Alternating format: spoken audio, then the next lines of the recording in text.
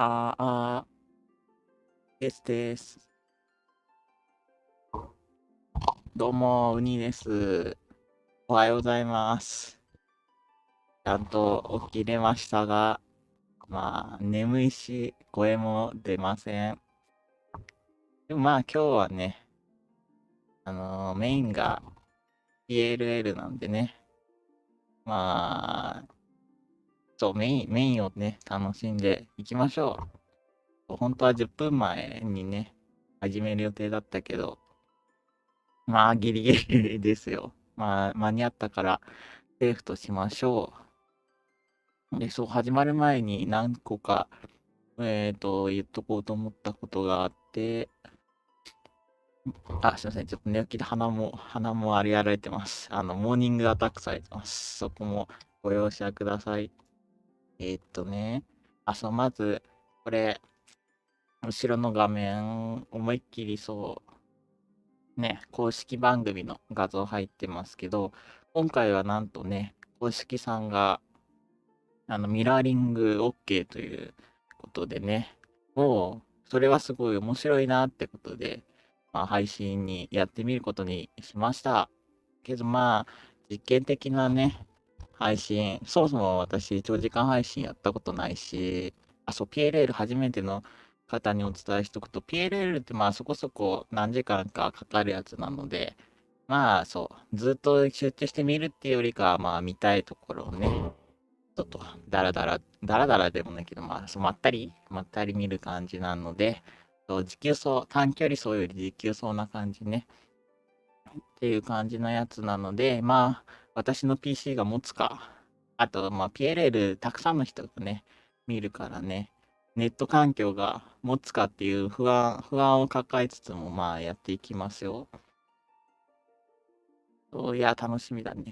FF14 っていうね、机にさんのね、オンラインゲームがありまして、私まだ配信はできてないんですけど、でも自分ではやってはいて、それのね、次こういうアップデートとか、こういう展開しますよって発表する場が、プロデューサーレターライブ、略して PLL っていうのを定期的に、されてて、で、今回はそれを一緒に見ていくので、飲み物とね、お菓子、おつまみ、準備して、やっていきましょう。そろそろかな。あとなんか言い忘れないかな。冒頭は新しいムービー流すときもあるけど、今回はどうだろうな。流れる可能性があるので、冒頭はちょっと黙っとこうかなと思ってるので、そろそろ黙る。でもぴったりに始まるかな。緊張してきた。楽しみで緊張してきたよ。11時だね。私もなんか飲んだり食べたりするので、なるべくミュートとかにするけど、ちょっと音乗ったらご容赦ください。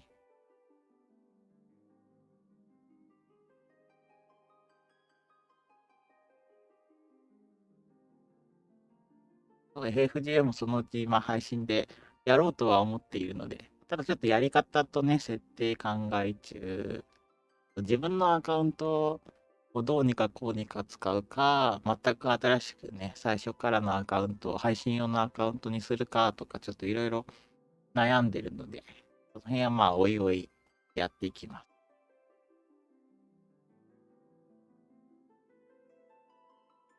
ちなみにプレイレベルはそんな上手くないです。ライトなカジュアルな感じですね。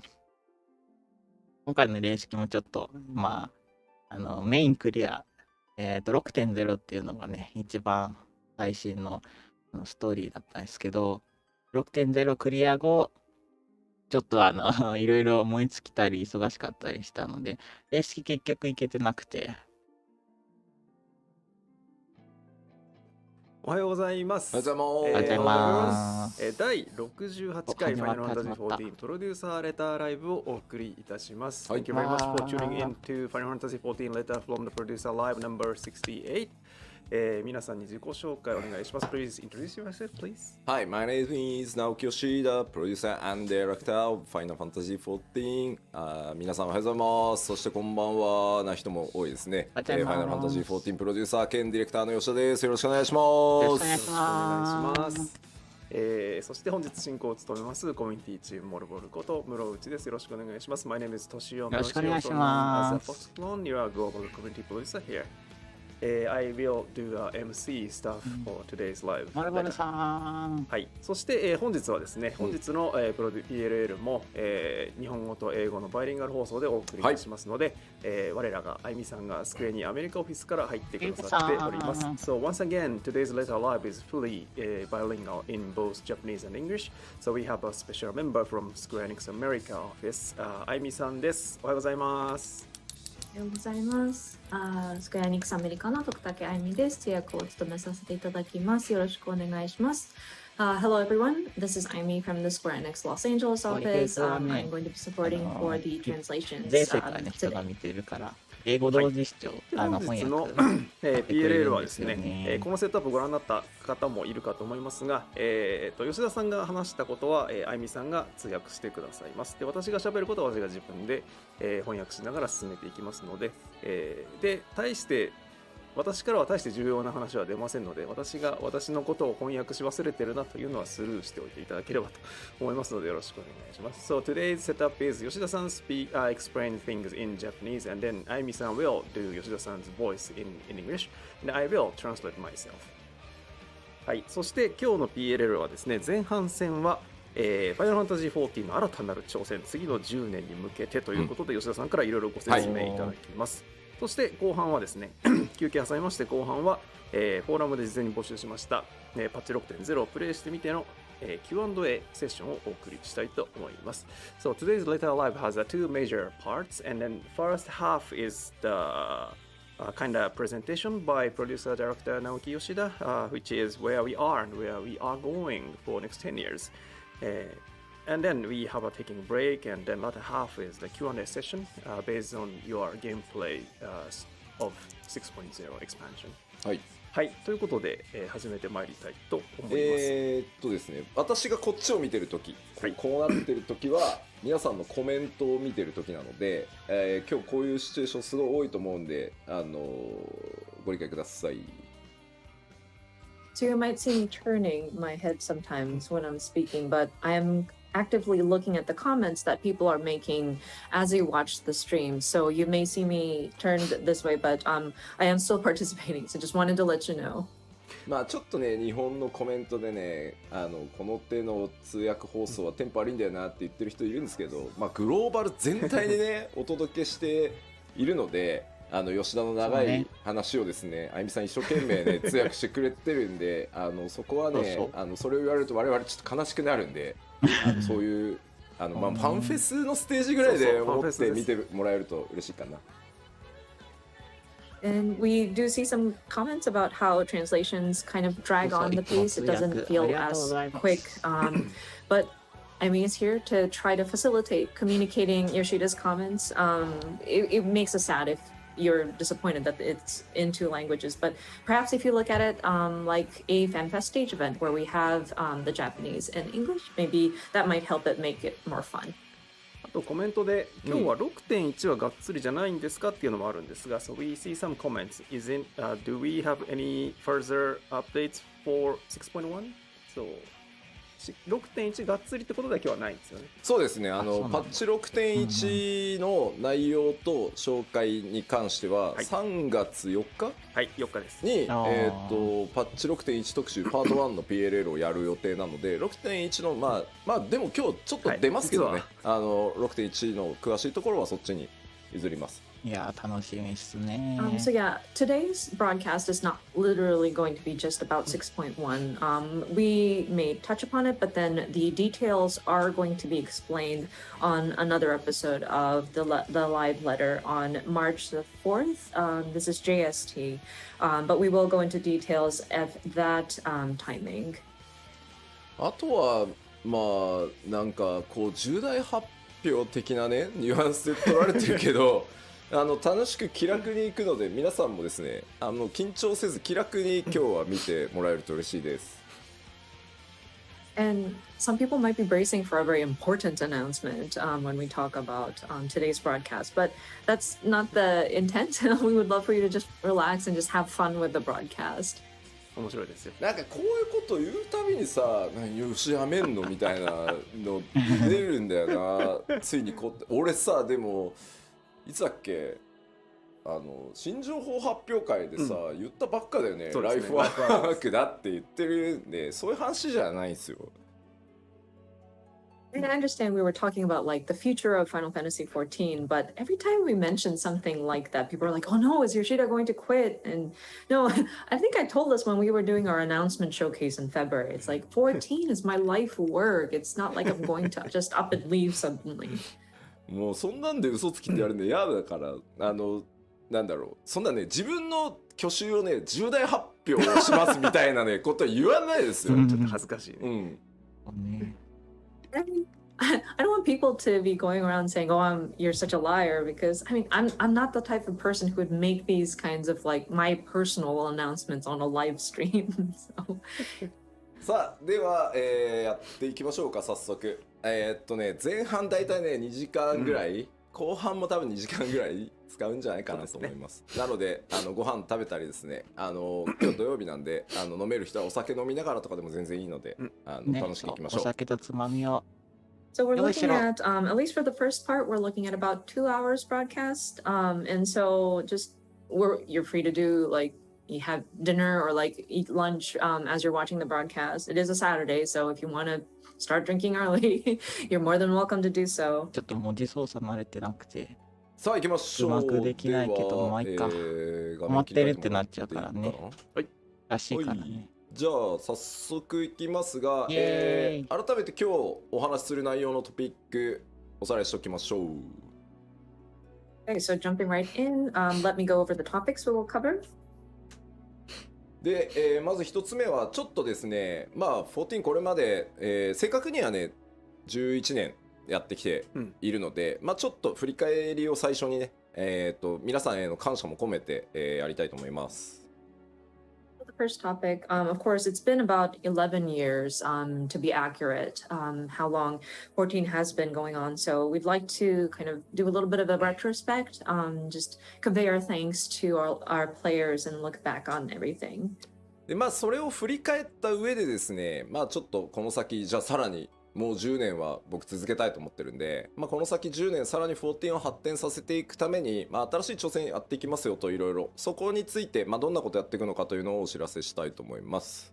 And then once we do look back on our past, then we look forward to the next 10 years. Because as I mentioned, I would love to continue having Final Fantasy XIV for yet another 10 years. So there are many different things that we want to do in order to continue expanding Final Fantasy XIV, many challenges that we want to take on. So I want to touch upon some of those items in today's broadcast.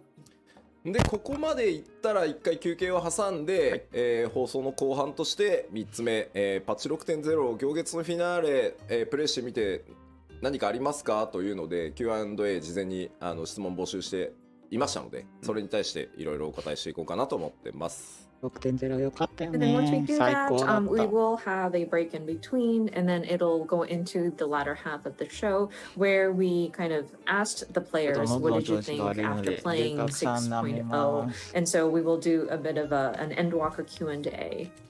あと10年か吉田リビングデッドを使う気だなみたいなコメントがあったりね。We're seeing comments like, oh, 10 more years, huh? Is Yoshida going to kick off his living dead? まああったよね、確かにね。吉田の量産を開始しましたとか、クローンの吉田が誕生したので紹介しますとか、そういうのじゃねえかって書かれてましたね。But yeah, I think I've seen comments similar to that, and like people saying, "Oh, we have mass manufactured Yoshida clones." でなぜか私はもう完了してますよって書いてあるんですよ。そう。Yeah, then I say I've done already. So.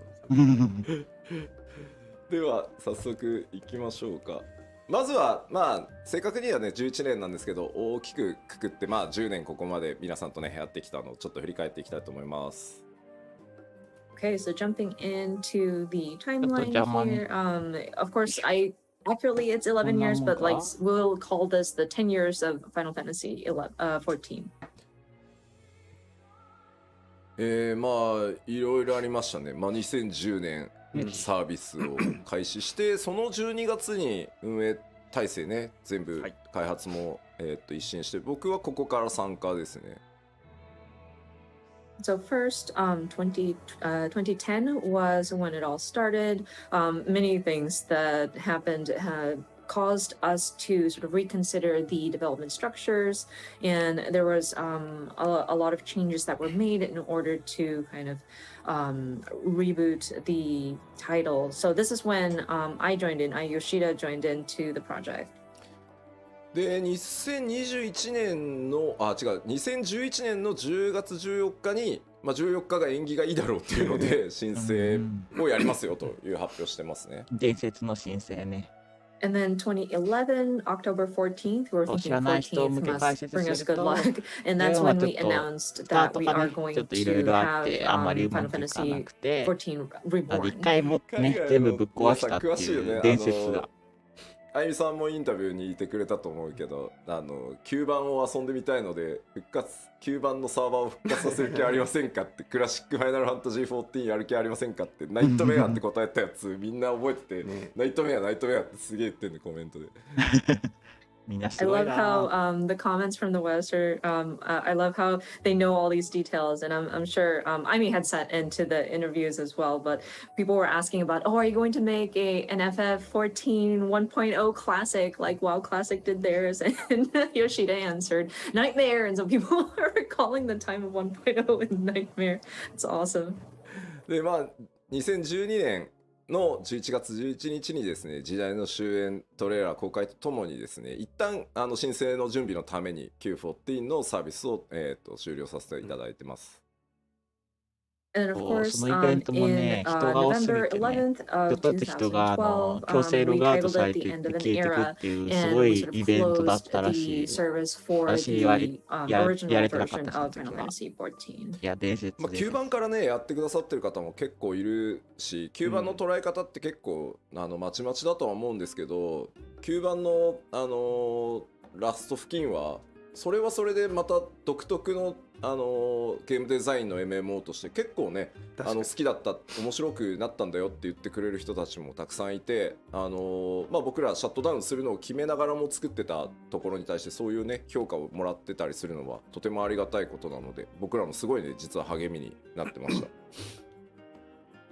And of 9 course, 番 people は who ね、 have been playing 途中で吉田、 since 今 the 真ん中で original 喋られた吉田 1.0 PD さん may ね have their が different プロデ opinions ューサー about でディレ how ク the ター game さ had んが played.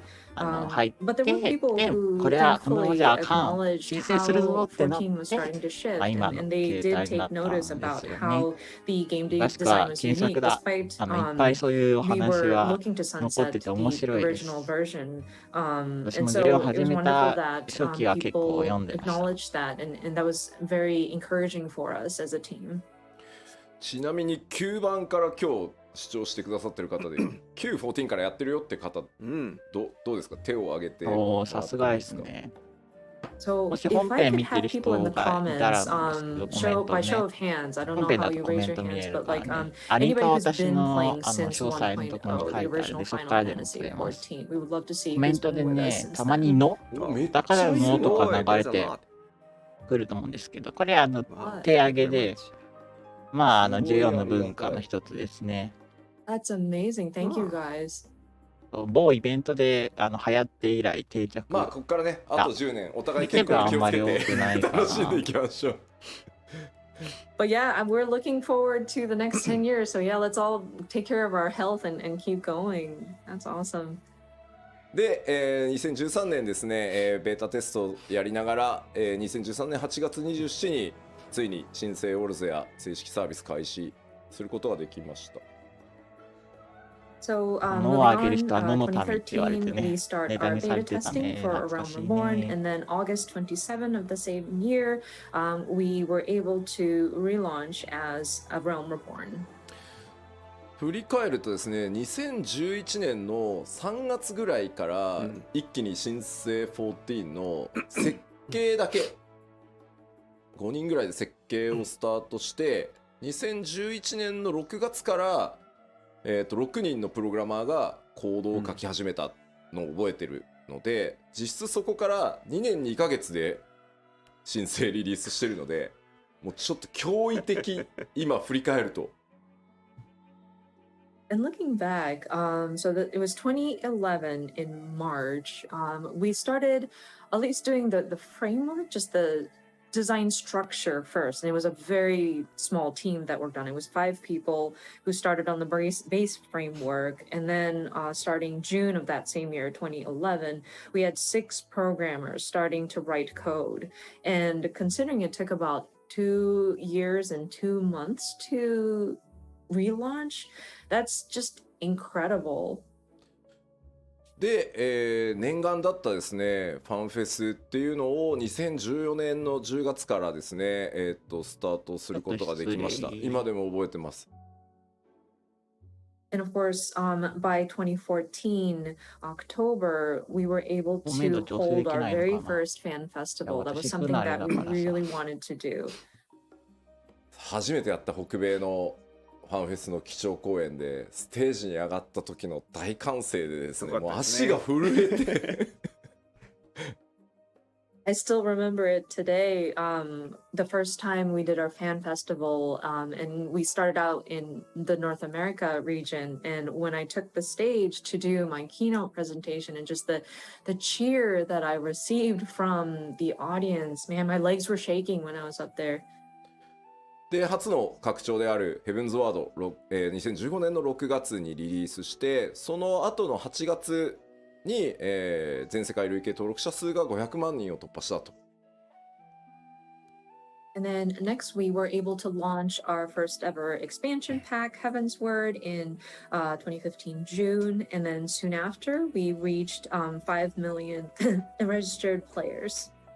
でこのあたりはですね、我々開発チームもですね、高難易度高難易度って言われてよしやっちゃうぞって言ってもうキリッキリなのをやったらですね、いや難しすぎんだろってなってですね、我々もいろいろな失敗を繰り返しつつですね、今につながってる本当重要な時期だったと思います、ここは。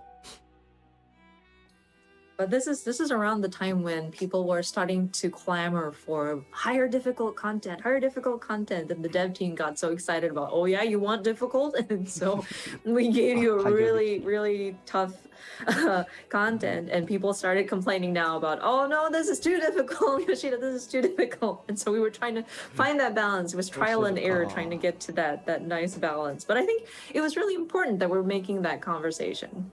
あれでね、僕は人生の格言の一つをね学んだんですよ。プレイヤーの皆さんには、いやーちょっと簡単だったなって言われるぐらいがちょうどいいんだなと。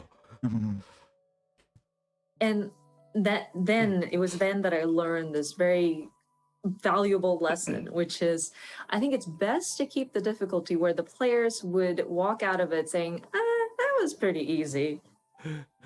で、グレンのリベレーターを発売したのが2017年6月で、この辺りからようやくこうバトルコンテンツ以外の、そのもう14の世界に住むみたいなことをより具体化していけるようになったのがこのぐらいの時期で、それがね、功を奏してですね、登録者数が、この時点で1000万人突破と。And then, of course, Stormblood released in 2017 June, and we started looking at various other types of content aside from battle and combat, content that would involve the feeling of living in the world of Final Fantasy XIV. And I think that really struck a chord with people. People were resonating with it, which thankfully got us to our registered player number up to 14 million players. 思い出されるグレンのリベレーター初日のね、ラウバーン透滅戦。すごかったですうわ、ね。懐かしいラウバーン透滅 And 戦。I still remember when やって Stormblood ました first よ。launched, Raban そう Extreme. 人が多すぎてね、And I イベントが進まなくて、ありましたね。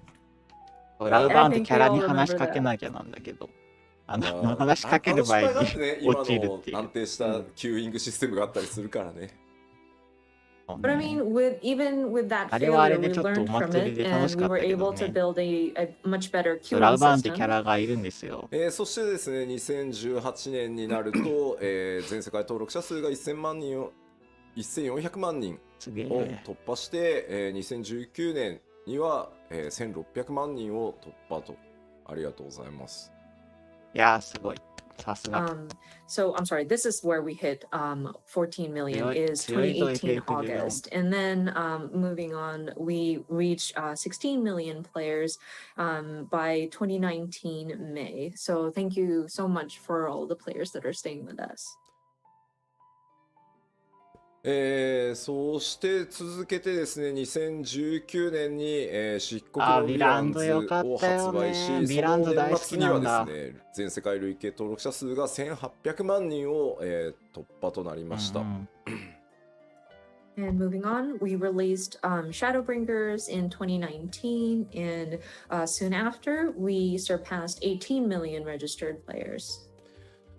数字に関して言うと、単純に数字だけをこう見ていくと、そのなんていうの、増えるペースっていうのがばらついてるようにまあ見えるのかもしれないんですけど、実は体験したことのある人が増えれば増えるほど、新規が当然減るんですよね、はい、パイが決まってるところから新しい人を呼ばなきゃいけないので、だからここまでの数字になってるのにさらに数百万増やしていくっていうこと自体はとてもすごいことで、これは本当ね、まあ、開発運営チームの努力もそうなんですけど、マーケティング PR チームが、はい、コミュニティの皆さんと一緒になって達成してきてる数字なので、本当にこれはね誇らしい数字だと思ってます。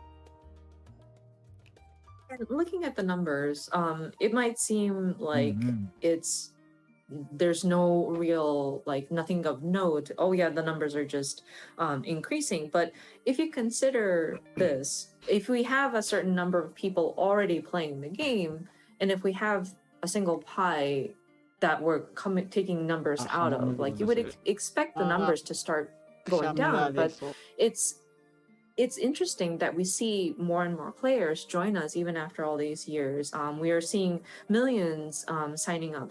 So, of course, I really want to acknowledge the development team, operations team, but also the marketing and PR teams working with the community to kind of promote the title and get the word out. So I'm very proud of their achievements. そして2021年、去年ですね、12月2日にはですね、全世界累計登録者数が2500万人を突破し、ちょっと昨日の数字とかは見てないですけど、まだ全然まだ上がってってると思うので、で12月7日ですね、すいません、2週間ほどちょっと遅延をさせていただくことにはなってしまいましたが、行月のフィナーレを発売して、ハイデリンゾディアーク編完結というところまでこぎつけて、ハイデリンゾディアークサーガってやってきたからね。Of course, 2021, which is last year, we surpassed 25 million registered players. I did not see yesterday's numbers or like as of yesterday's numbers, but I do understand that our numbers are still increasing. And then afterwards, I know we had to delay the release by about 2 weeks. Again, apologies for the delay, but we were able to release Endwalker, and finally we were able to conclude the overarching story of Heidelin and Zodiark.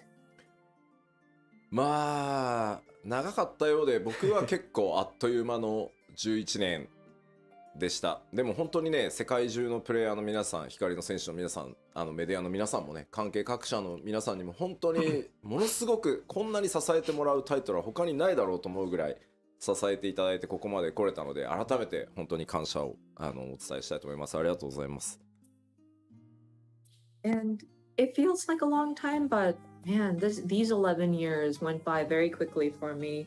And all of our Warriors of Light, our players, members of the media, all of our supporting partner companies as well. There were just so many people that supported us throughout this all. So I do want to take this opportunity to convey my gratitude from the bottom of my heart. So I sincerely thank everybody. はい。あとは本当ね、開発チームにも、本当に厳しいスケジュールでやってきてて、実は拡張パッケージそのものの開発期間って1年とか、下手すると1年切ってたりするんで、まあ、本当に頑張ってきてもらいました。各地はもうゲー And ム I 1 also 本 want to 分 acknowledge みたい the なね、 development team as 増 well. やし They were 方 always working される against ん a ですよ、 very 14は。harsh いや、本当 schedule, ボリュームがすごくてね、 and いっぱい even 楽しめ developing る some of our やつなん expansion ですけ packs. ど。Sometimes we have only about a year or even less than a year to get through all of the tasks that needed to get done. So I really want to show my appreciation to them as well.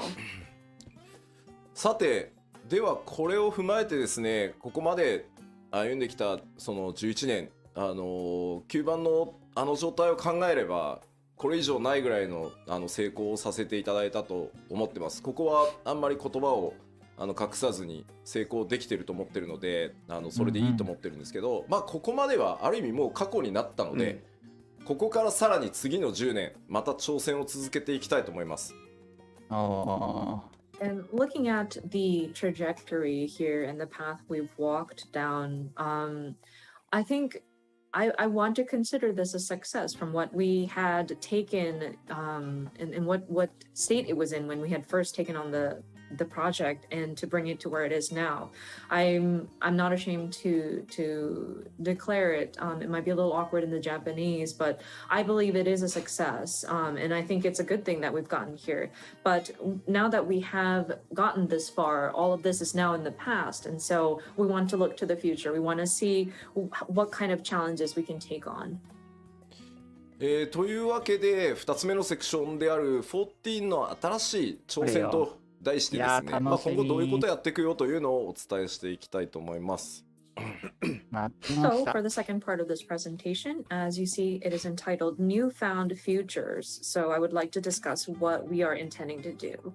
まずですね、僕としてはですね、社長からやめろって言われるか、まあ、やめろって言われても抵抗するとは思うんですけど開発チーム運営チームからやめろって言われるか死ぬかぐらいの以外では手をやめる気がなく続けていきますんでこの先もぜひ皆さんよろしくお願いします。よろしくお願いしますよ。 And me personally, as Yoshida, unless the CEO says, Yoshida, you need to leave, and even then I think I'm going to fight him.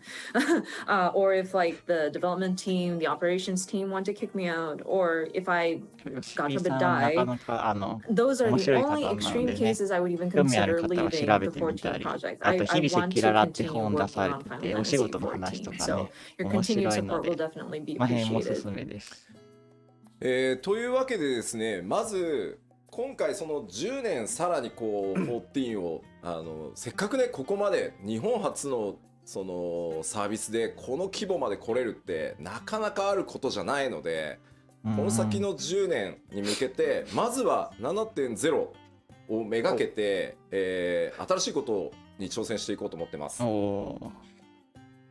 So of course, with this title, and considering that this game was launched from a Japanese development studio and being able to expand to this global scope, it's a rarity, I think. And so my next goal, my future goal is now looking at 7.0 and leading up to that, what can we do? コメントが 7.0 って言ったかで大丈夫大丈夫。もうシナリオ会議の1回目やったから合宿やったから 7.0 はやるよ。やったー。 People are ありがと already う。知ってた。 speculating about, 知 oh って no, たけどやった 7.0 ー。 confirmed? Well, I mean, we are already talking about scenario for 7.0. I'm not afraid to say that we do intend on doing a 7.0. まずここに向けてちょっとコンセプトを話をさせてもらいます。まずその一つ目がこちらになります。助かる一 Now, 人でも that being 助 said, か I る do わ want。to establish what 私 my みたい thinking なね、is and the concept 人見 behind 知り it, で what ね、 we're trying to 音ゲー do やって leading る up 人には to ね、 7.0. そう And 助 this か is り the ま first す point. わ。まあこれ具体的にどういうことっていうのはこの後ちゃんと、お話ししようと思います。And of course, I will go into detail as to what this exactly means. そしてですね 7.0 に向けて、チャレンジとしてですねこちら、第1次グラフィックスのアップデートの準備開発っていうのをやっていきます。ついに。 And で then もそう next, 長い again, ゲームだから leading さ、グラフィッ up クスがちょっと to ずつ黒く 7.0, and ま one あ of the 時代 challenges に合 that っ we て want to な take くなって on たんだけど、 is our ついにあるの first か。 graphical update, at least the preparation and the development for it.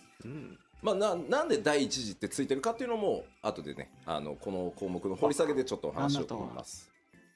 And of course, when we dive into each of these different points, I will touch upon why we are calling this the first graphical update. まあ一応先に言っとくコメントが結構多いんで7.0 で PS4 が遊べなくなるってことはないです。それはないのでお約束しておきます。I do want to clarify though, because I am seeing a lot of comments wondering about this. This does not necessarily mean that we are ceasing the support for PS4 as of 7.0. So I do want to clear that out first. そしてですね、今日3つ目、せっかくなのでパッチ 6.X シリーズでどんなことをやっていくかというのもお知らせします。And then the third point, I mean, since we are here, I would like to take the opportunity to cover what we are planning to do throughout the 6.x series as a sort of roadmap. はい、では各項目、詳しくよりお伝えしていこうと思います。Okay, diving into the details. まずコンセプトの一つ目ですね。一人でもみんなでも遊べる RPG へ、さらなる進化をしていきますと。今でも結 Our 構 first concept, an even better RPG, alone or with friends. 人見知りの人でも結構重要はできるんだよね。何かというとですね、読んで字のごとくなんですけど、そのファイナルファンタジー14、一応ジャンルとしては MMORPG って呼ばれてます。So, I mean, it is what it says, of course, but yes, I understand that Final Fantasy XIV as a game genre would be categorized as an MMORPG. そこでですね、僕この11年ファイナルファンタジー14をやってきて、世界中のプレイヤーの皆さんとイベントだったりファンフェスも含めてですけど、本当たくさんのゲーマーの人たちと話をしてきました。And of course, throughout the 11 years of doing Final Fantasy XIV, we did various events, gaming events, including Fan Festival, and I had the opportunity to speak with different gamers. そこでですね、あとそのマーケティングチームに市場調査とかをしてもらって、これね定期的に拡張のたびにやってるんですけど、やっぱりそこで出てくる答えっていうのが、なかなかブレイクスルーできないなっていうのがあったりします。And of course, I would have my marketing teams perform market research as well. And this is something we regularly do when we start to plan for upcoming expansion packs. And with the information that we receive, and there's always like a question that we never seem to find a way to break through. 2つあって、1つはファイナルファンタジーシリーズ大好きなんだよ、すごいファンなんだ、全部やってるよ、ただし11と14以外ねっていうのがめちゃくちゃ悔しい。So there's actually two, and one of them is we see there's a lot of players that love Final Fantasy and many that claim they've played all of the Final Fantasies except for 11 and 14, which is very frustrating. 11もね、今かなりアップデートをかけて、かなり大部分ねソロで遊べるように快適にしてますが、14はさらにその先へ行きたいと思ってます。And of course, we are paying attention to Final Fantasy XI players as well, and we've made various updates. I think it has become very solo friendly recently, but with Final Fantasy XIV, we want to go beyond that. あとはもう一つはですね、オンラインなんだよね、めんどくさい、人と遊ぶの嫌、なんか人間関係作るの嫌っていうのがですね、やっぱりナンバーワンなんですよね、そのプレイをしない理由っていうところで。The second point we are trying to あとは今日は普段は人と遊べるけど、今日はちょっととかね。Oh, online play. I don't want to deal with having to play with other people. I don't want to develop relationships online. And that's actually a very large reason, if not the number one reason, many players kind of hesitate playing 14. だから10年かけて MMORPG っていうジャンルじゃなくて、一人でもみんなでも遊べる RPG っていうジャンルにしたいと、14。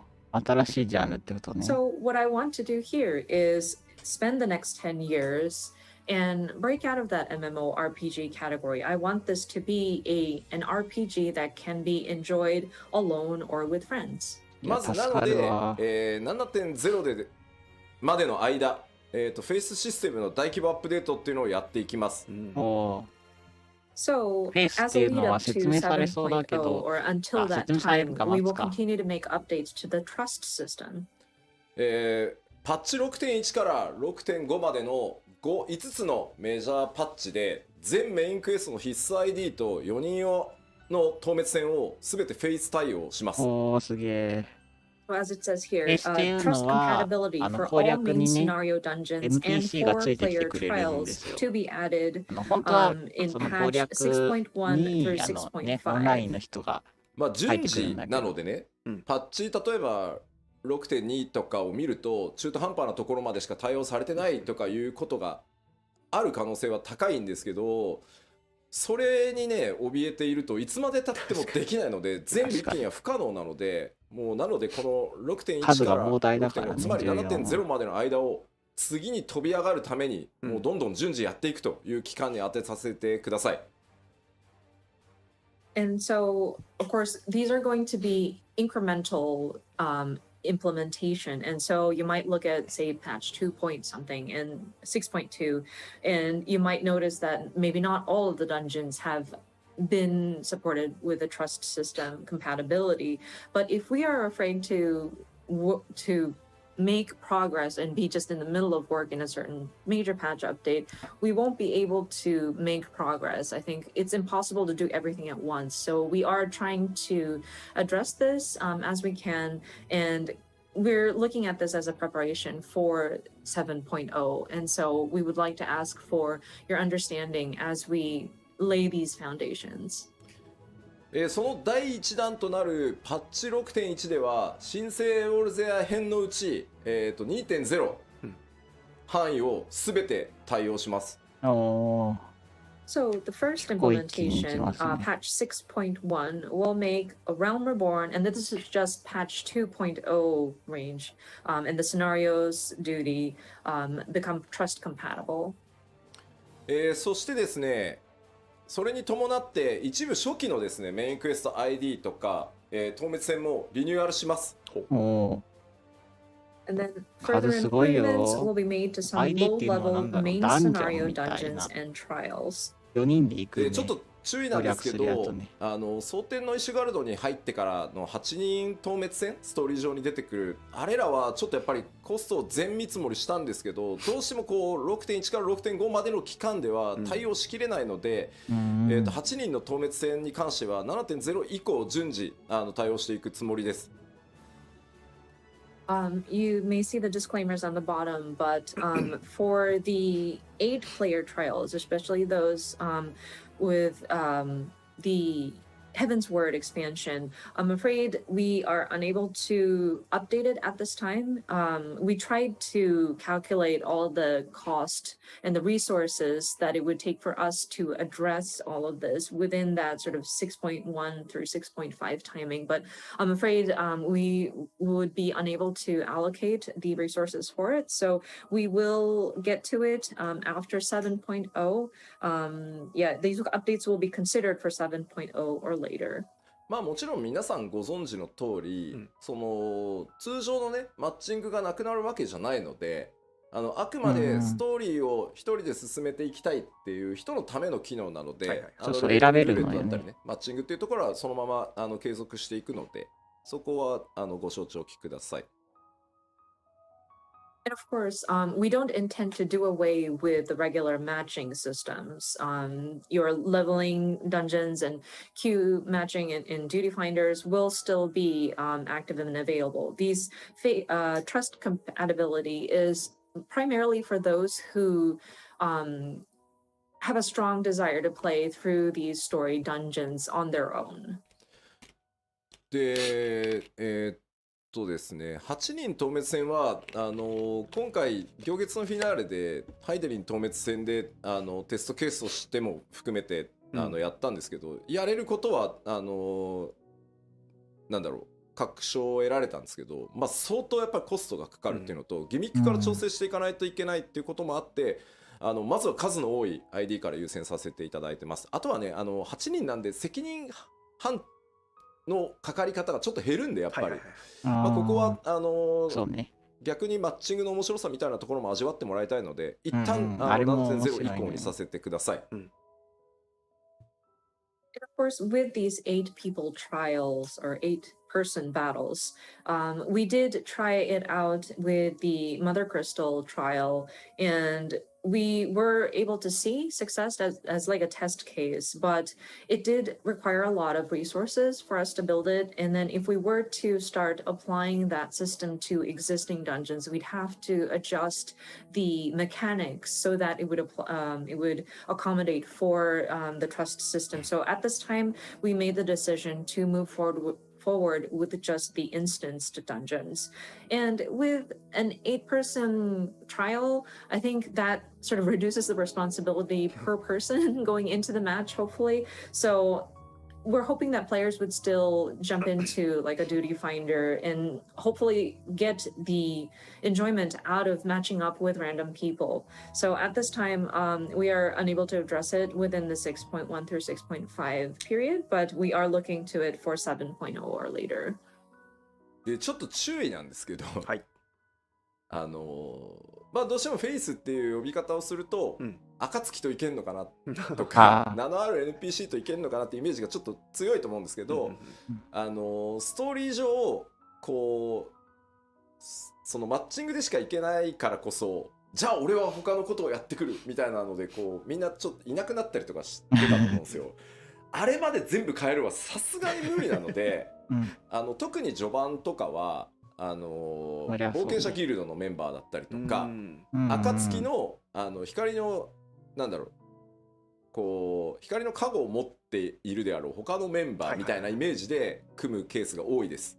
なるほどね。And I want to make another point of caution here. Whenever we say trust compatibility, I think the thought that, oh, can we go into this dungeon with members of the Scions or any sort of named NPCs? And some of these story dungeons have key players kind of leaving the scene, like where the Warrior of Light goes into a dungeon and say somebody goes up and say, oh, I'm going to take care of matters over there. We can't have them come back just to join you in the dungeon. So in those cases, especially the earlier dungeons, you will see your trust members as like members from the Adventurers Guild or maybe other people who have the Echo accompany you in these dungeons. ただキーになるストーリー上のキーになるポイントで、こいつはやっぱり本当はダンジョン一緒に行ってほしかったなってプレイヤーの皆さんが思ってるようなポイントは、シナリオ一部カットシーンも含めてちょっと変更してでもできるだけそれに添えるように、やっぱりニーズヘックと対峙するときはエスニアンも行って欲しかったなみたいなやつは、できる限りそういうシチュエーションはなんとか対応していこうと思ってるので、一部ねそれもちょっと変更する部分があるかなとは思います。全部は無理なんで、はい、そこはご了承ください。But that being said, there are certain key points in the 一部で story もありが where たいよね。そういうこ we う do ストー understand リーを大 players 事にしてもら might え have a very る。 strong desire to have particular NPCs accompany you in a dungeon. So in some extreme cases, and not extreme cases, but like some key points, the team will make some adjustments. We may have to change a part of the script so that it'll make sense for the character to join you. An example I can come up with off the top of my head is probably the Nidhogg battle. I'm sure a lot of people would have thought like, oh, it would have been nice to have Estinian join as part of the Trust NPC. So we're considering having that available. So there may be some content that accommodates for certain NPCs to join you. I'm afraid we can't address all of them. We can't make it happen with all of the dungeons. So your understanding on that would be appreciated. そしてですね、ごめんねちょっと長くて、6.1 特集パート1の時にまた詳しくお話ししようと思いますが、新生ウォルゼアの後半って結構今のレギュレーションと違ってしまってるこうダンジョンとかが多いので、かなり手が入ってます、いろいろ。And of course, with the details of 6.1, we will have a dedicated live letter for that, and I will delve into details at that time. But I do want to mention that much of the content, especially in the later half of ARR, differ in how the regulation is set up. So there are changes that have been made. まあ例えばトトラクとかの、ドゥーンってなってヘビースローがかかるヘビーがかかる床とかなくなってます。For example, like when you go into the 1,000 miles of Totorak, and you step on those like poison floors, and all of a sudden you are hit with heavy or slow, we're actually getting rid of that. あとはちょっと Q14 から申請するのに急いで作ってちょっとライティング良くないなとかいうところのダンジョンもちょっと絵的な調整もそれなりにやってます。And there are also some aesthetical changes that we wanted to make. There were certain areas of the earlier part of FF14 when we were trying to quickly just relaunch as a Realm Reborn. So there were areas where lighting may not have been 100% to what we would have been satisfied with. So we went back in and adjusted those as well. そしてですね、まあ他にもですね、8人パーティーバトルの一番最初であるビットアッティン共同戦なんですけど、なくなります。みんな大好き。T さん。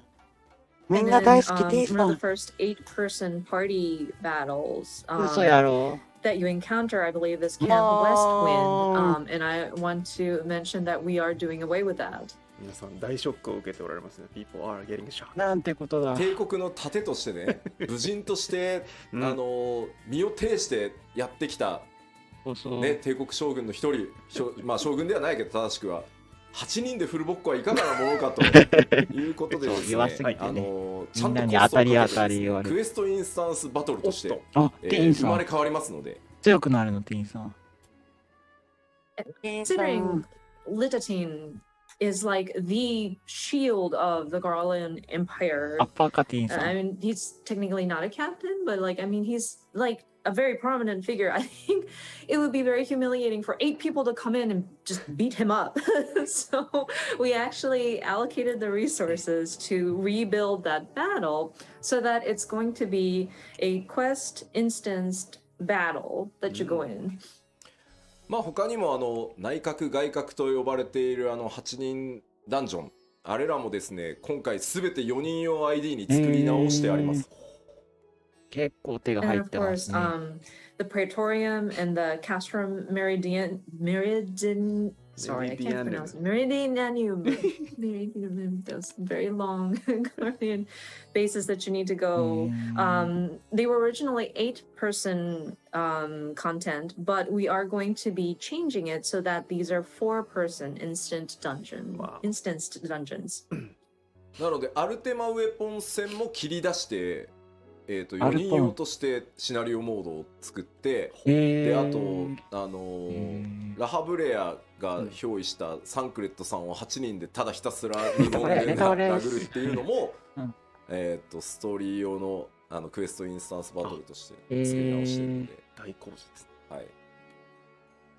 And so your battle with Ultima or the Ultima weapon will be changed to a 4-person battle. We are adjusting the scenario mode for that. And then where you go in and silently beat up La Habrea, aka Thancred being possessed by La Habrea, is also going to be adjusted so that it's like an instance during a story quest. というわけで、まあそんな風にコストもですね、レギュレーション、今のプレイフィールにできるだけ近づけられるように、いろんな改修をしつつですね、パッチ 6.1 から 6.5 にかけて、4.x までの ID ですね、全部対応していこうと思いますので、よろしくお願いします。So, yeah, in a nutshell, we are going in and making many adjustments so that it fits with kind of suit better with how the game feels at this time. So throughout patch 6.1 through 6.5, we will be looking at the various content up to the 4.x series, the different instance dungeon to make adjustments. さあではこのセクション以上で次へ行きたいと思います。さんびっくりだわ。Okay, so moving on to the next section. 2つ目の新しい挑戦ですね。この、6.1 から6.5 までの期間、まあ、7.0 リリースまでの期間を使ってですね、まず、まあ、長期運営やっていく上で第一次のグラフィックスアップデートを、裏でね作業させていただきます。結構言われてたもんね。グラフィ So ック our スは second しょうがない concept, と and こ again, なん this だけ is ど。going to be the preparation that ついに。we will be doing throughout patch 6.1 through 6.5, leading up to the launch of 7.0. It is a long-term, or like preparations for long-term operation of the game, and we want to be doing this in the background, but we'll be preparing for our first graphics update. ただ、まあ、なぜ第一次グラフィックスアップデートと言ってるかっていうと、まあ2時も3時もあるんだろう、もしかしたらってことなんですけど、なぜかというともうここまで11年運営してきてるともう尋常じゃないリソース、グラフィックスアセットが存在してます。ですよね。11年は長 So いぞ。 the reason why we named this the first graphical update, and that's of course to imply that there will probably a second and or third after this, but our game has been in operation for about 11 years, and considering all the graphical assets we have produced, it's an insane amount. やっぱり一気に極限まで上げようとすると絶対コンバートミスがあったりとか、そもそもコンバートの物理時間が足りなくて、もうデザインチームが無理です絶対できませんっていう答えになってしまうので、まあやれることを一回やって引き上げたらまたその状態で安定が見えたら次のをやってっていう形で、まあその第1回目が来るんだというふうに思ってください。なるほど。 And so if we attempted to update every single piece of graphical asset or resource that we've put into the game all at the same time, we might run into issues of conversion errors, or it's just physically takes a lot of time to convert everything. And consulting with the graphics team, they already know that we can't address everything all at the same time. And so what we're trying to do is address these in phases so that we can test out certain elements, see how they work, and if it seems to be stable, we move into the next phase. And so I think with our first graphical update, this will be like the first time we start testing some of these elements. 4K グレープスでめっちゃ吹いたんだけど。I saw a comment that says 4K grapes. Thank you so much for that. That was hilarious. あそこに 4K とかね、解像度低くてネタになってるの40よね。万ポリゴンとかかけてると、それこそ940みたいにキャラクター全然表示できないぞってことになっちゃうので、そらそうだ。まあちょっとこれから詳しく説明はしますよ。It's hilarious, but like imagine spending so much resources just to get the grapes to be 4K resolution, and imagine spending 400,000 polygons just to depict a piece of fruit. We won't have enough resources to render our characters on screen. But let me go into the details. そのグラフィックスアップデートは一気に、7.0 での投入を予定してます。So again, these graphical updates are intended to be implemented in 7.0. まあその次期拡張パッケージまでの間っていうのを、まあ、僕らのそのグラフィックスのアップデートのシェーダー追加したりとか、いろんなものを追加していくテスト期間だったりプログラム期間だったり、それに合わせたグラフィックスアセットのコンバート期間というふうにさせてください。So until 7.0, this will be, again, our preparation period. So this is where our team will be testing out various additions to the graphical elements, including different shaders. We'll probably need to write more programs. This is where when we're going to be doing our asset conversions, etc.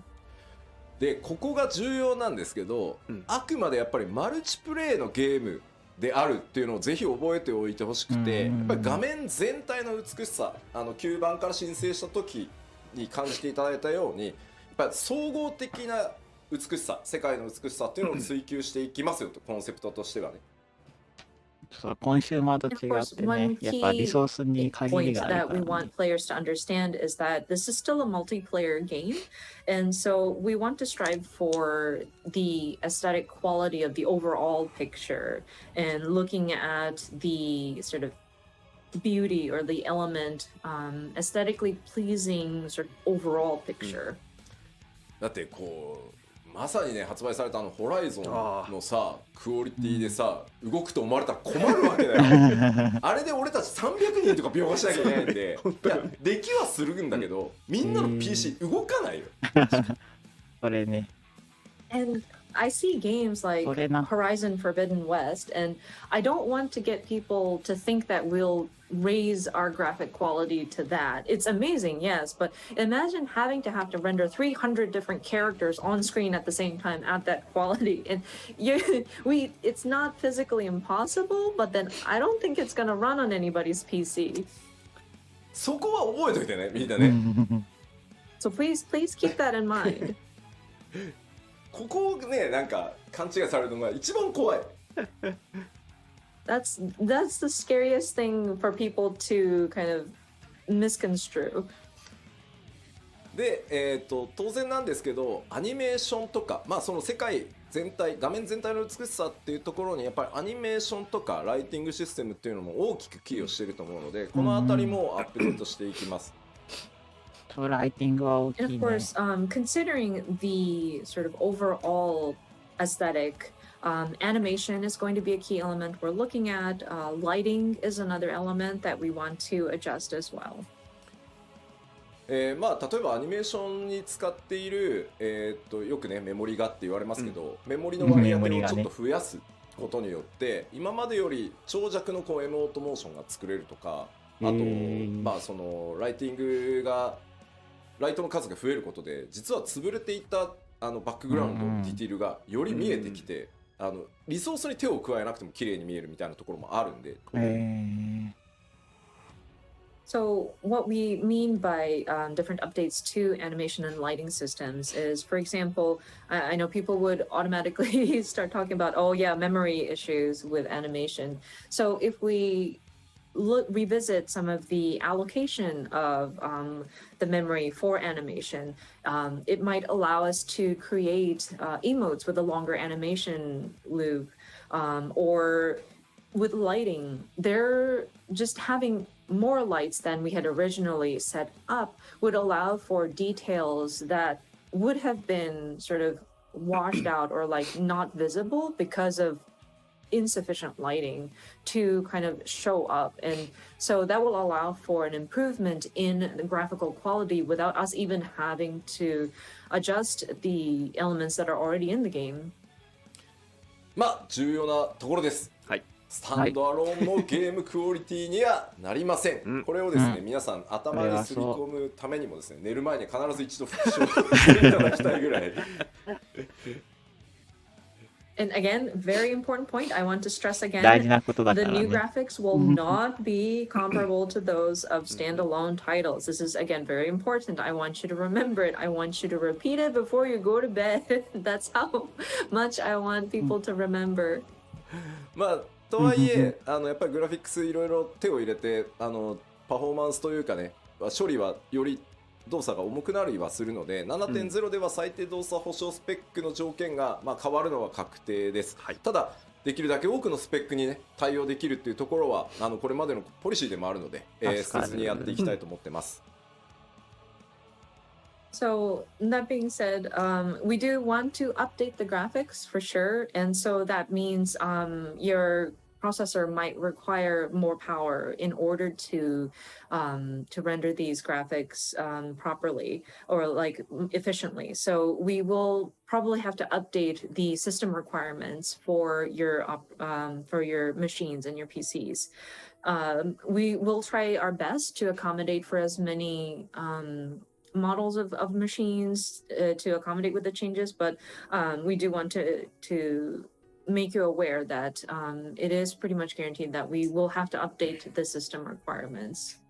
でやっぱり気になるプレイステーション4なんですけど、この 6.x 期間中に、先行投入すると思いますけど PS4 版の最適化をやっていきます。And I know people are wondering about PlayStation 4 support as of 7.0. I think what's going to happen, and this will probably be done prior to the launch of 7.0, so sometime within the 6.x series, we do want to optimize the PS4 version for sure.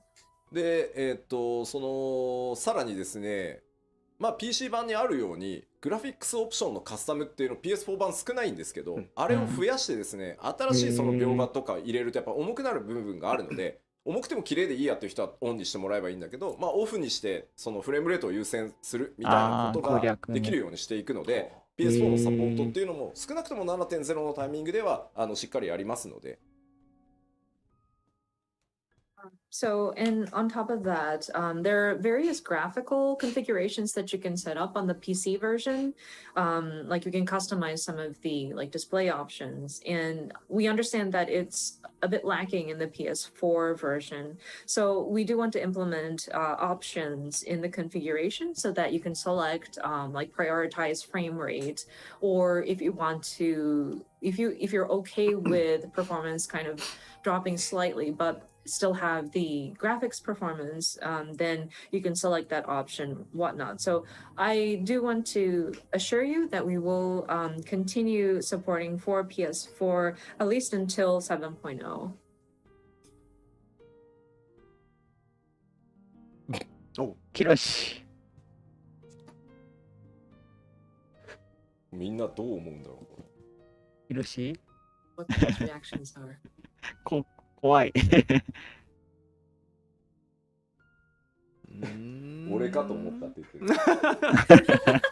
Some people saying, "Oh, is that me?" 不気味の谷感がちょっとあるよね。そうそうそう。なんかさ、多分ね、これじゃないよね、多分みんな求めてるの。せやで。I don't think this is what we are looking for. This is not what we would desire. なんか疲れた吉田って書かれてる。Some people are saying this looks like a very tired Yoshida. 疲れた吉田。そう、なんか違うでしょ。うん。Yeah, it kind of does feel awkward. うんうん。まあここまでリアルにはならんす。正解。So we aren't 今 going こ to の be ために作ったのかってコメ working ントがあって笑っちゃっ to make it look this real. まあいわゆるフォトリアルを追求していくとグラフィックスアップデートってこっちに行きがちなんですけど、おそらくファイナルファンタジー14の世界やキャラクターが気に入ってくださってる方って多分こっちを求めてはいないと思ってまた。す。そうね、もっとこうアニメっぽいっていうか And そっちだよね、多分フ some ァン games, 層 of は。 course, their intent is to lean towards that photorealistic depiction, and people tend to lean in this direction. But I think for those who enjoy the aesthetic of Final Fantasy XIV, this is not necessarily what we want to begin with. では、今そのグラフィックスアップデートって実はテスト開発もスタートさせてるんですけど、テストスタートしてからまだ1ヶ月と1週間ぐらいなんですね。あ、最近なんだ。 So with these graphical updates, we are already starting testing actually, and it's been about a month and a week. なのでその1ヶ月と1週間ぐらいテストをして、まあこれだったらもう今出してもまあいけるだろうここまではと。まあこれ以上を目指すんだけど、まあ少なくとも一旦お見せしてもここまでは間違いなく大丈夫だあると 7.0 でっていうのを用意してきたんでちょっと見ていきましょうか。楽しみ。 And so we are still very early in our testing stages, again, about a month or so testing, but we do have results that we're seeing that is, of course, we're going to aim higher than what we're going to be showing you, but I think it's coming out pretty nicely and we are relatively confident. So let us show you some of these images. こちらがですねテスト期間1ヶ月目のサンプルです。キャラクターですねまず。So from first month of testing, so this is one of the samples. なるほどね。これ左が今で右がテクスチャーをハイレゾリューション化してます。髪の毛も含めて。であとシェーダーを、1枚入れてます。And so what you're seeing is the current image on the left, and then on the right, we've made the textures high resolution, and we've added a layer of まあ shaders. 元がそっか、そうあと、だね。セルフシャドウって言って自分の髪の毛の影が顔に落ちた時、まあその自分のオブジェクトが自分に影を落とすのをセルフシャドウって言うんですけど、そこも調整してるので、結構ね、セルフシャドウ実はすごい気になってて、カットシーンとかでも。うん。And one thing that we did pay attention to was the self shadow, or whenever there's like an object that drops a shadow on yourself, especially if you look at the bangs and the shadow it casts underneath it. That was something that I was kind of I wanted to address looking at the cutscenes in the past. でまあこれ1ヶ月目のサンプルなので。もっと上目指せるとは思ってるんですけど、動作保守があまりにも重くならないっていう意味では、今一旦お見せできるのはここまで、まあ、この上さらにいろんなことをやった上で最適化していって、まあ、やれるより高いところは目指していこうかなと思ってます。So of course we do want to strive for even better, but at this time I think from 1 month of testing and making sure that the game itself runs properly, I think this is what we can show at this time, and then we'll continue to test and we'll continue to sort of improve and then apply optimization. まあいわゆるヒロシと呼ばれてる彼でやるとこんな感じです。急にイケメンに。でちょっとミコッテのサンプルです。あ、ミコッテもあるの。へえ。There's a sample of the mikotte. まあ戦月賞のボケ具合が、まあなくなったりですね。髪の毛の柔らかいそのカールの印象とかってちゃんと出てるのと、まあセルフシャドウがボケてないんでね、綺麗にかかるようになります。Of course, you may notice the face paint. The war paint is a lot crisper now. And then, as mentioned earlier, self shadow is nicer. I think it's brings out the softness of her face. まあこれがだいたい1ヶ月目だっていうのをぜひ認識しておいてください。Again, just to remind you, this is after testing for about a month. ルカディン顔が濃いから映えるね。こう彫りが深いから映えるな。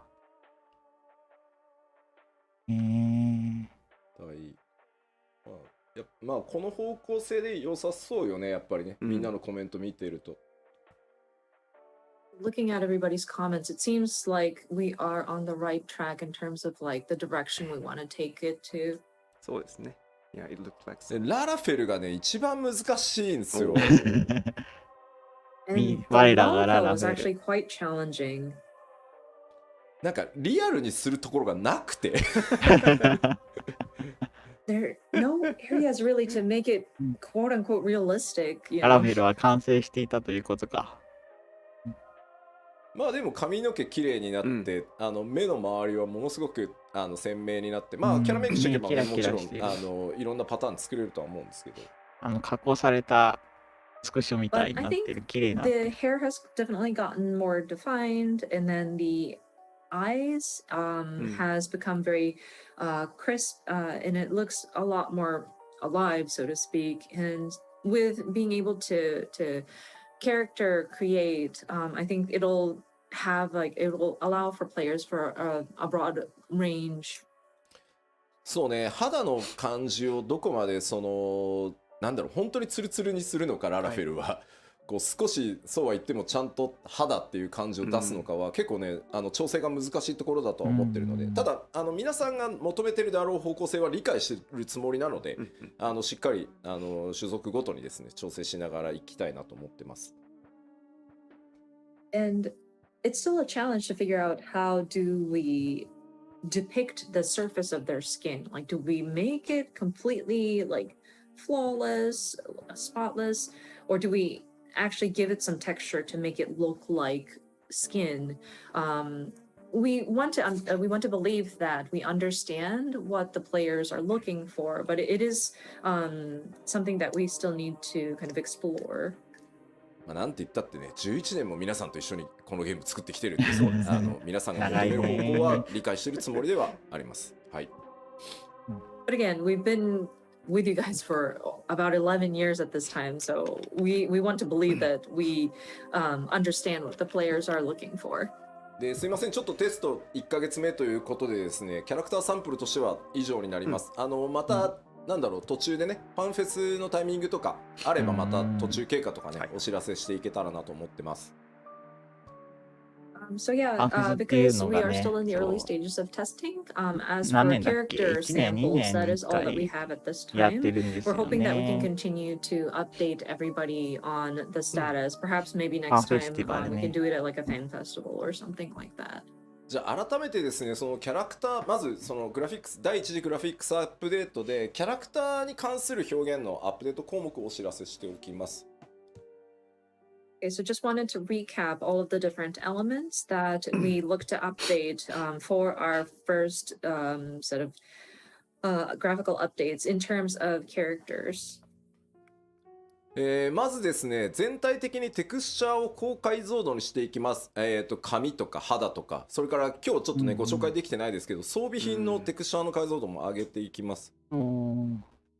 So first one would be higher resolution textures, which includes hair, skin, and we weren't able to show any examples today, but we do want to improve the textures of the gear as well. でさらにですね、これシェーダーと呼ばれる、処理になってくるんですけど、質感の表現というのを向上させていきます。例えば肌、それから装備品の金属部分、あと布って、布用のシェーダーっていうのが実はあって、Q14 では入れてたんですけど、重すぎて外してるんですね。そろそろいけるだろうということで、布がもう少し滑らかに布っぽく見えるっていうシェーダーなどを今、研究トライしているところです。And then the next item, and this is relating to various shader processing, which is improved material qualities, of course, skin, metal, and fabric. It's interesting because in the 1.0 or like the old version of Final Fantasy XIV, there was a shader or like a process that was just applied to fabric so that it would look the texture quality would look like fabric, but it was too heavy of a load on processing, so we had to remove it in the relaunch. But we're testing various ways to see if we can apply something like that to make fabric a bit more, well, smoother and more fabric-like. And we're still kind of researching and trying out various methods. そしてですね、キャラクターに対してのライティングとシャドウの強化というのもやっていきます。特にね、見栄えに直結しやすいこうセルフシャドウに関してはすごくずっと気になってたんで。And then again, lighting and shadow, better lighting and shadow effects, especially for the player's shadows. さっきもお話しましたけど、できるだけプレイヤーの皆さんの今のキャラクターに持ってるイメージっていうのが変わらないように、綺麗になったな俺のキャラって思ってもらえるようにしていきたいと思ってます。助かる。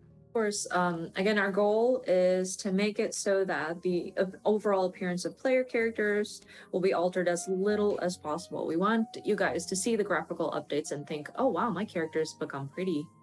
で注意点が2つあって、はい、まず1つ装備品、信じられない数のアセットがあるので、あれを 7.0 までに全部コンバートするのは不可能です。So 2 points of caution. The gear, we mentioned about updating the material quality of gear, but you know, there's an incredible, unbelievable amount of gear available for all of our player characters. And considering we'd have to convert them all, we will not be able to get through converting all of the gear by the 7.0 timing.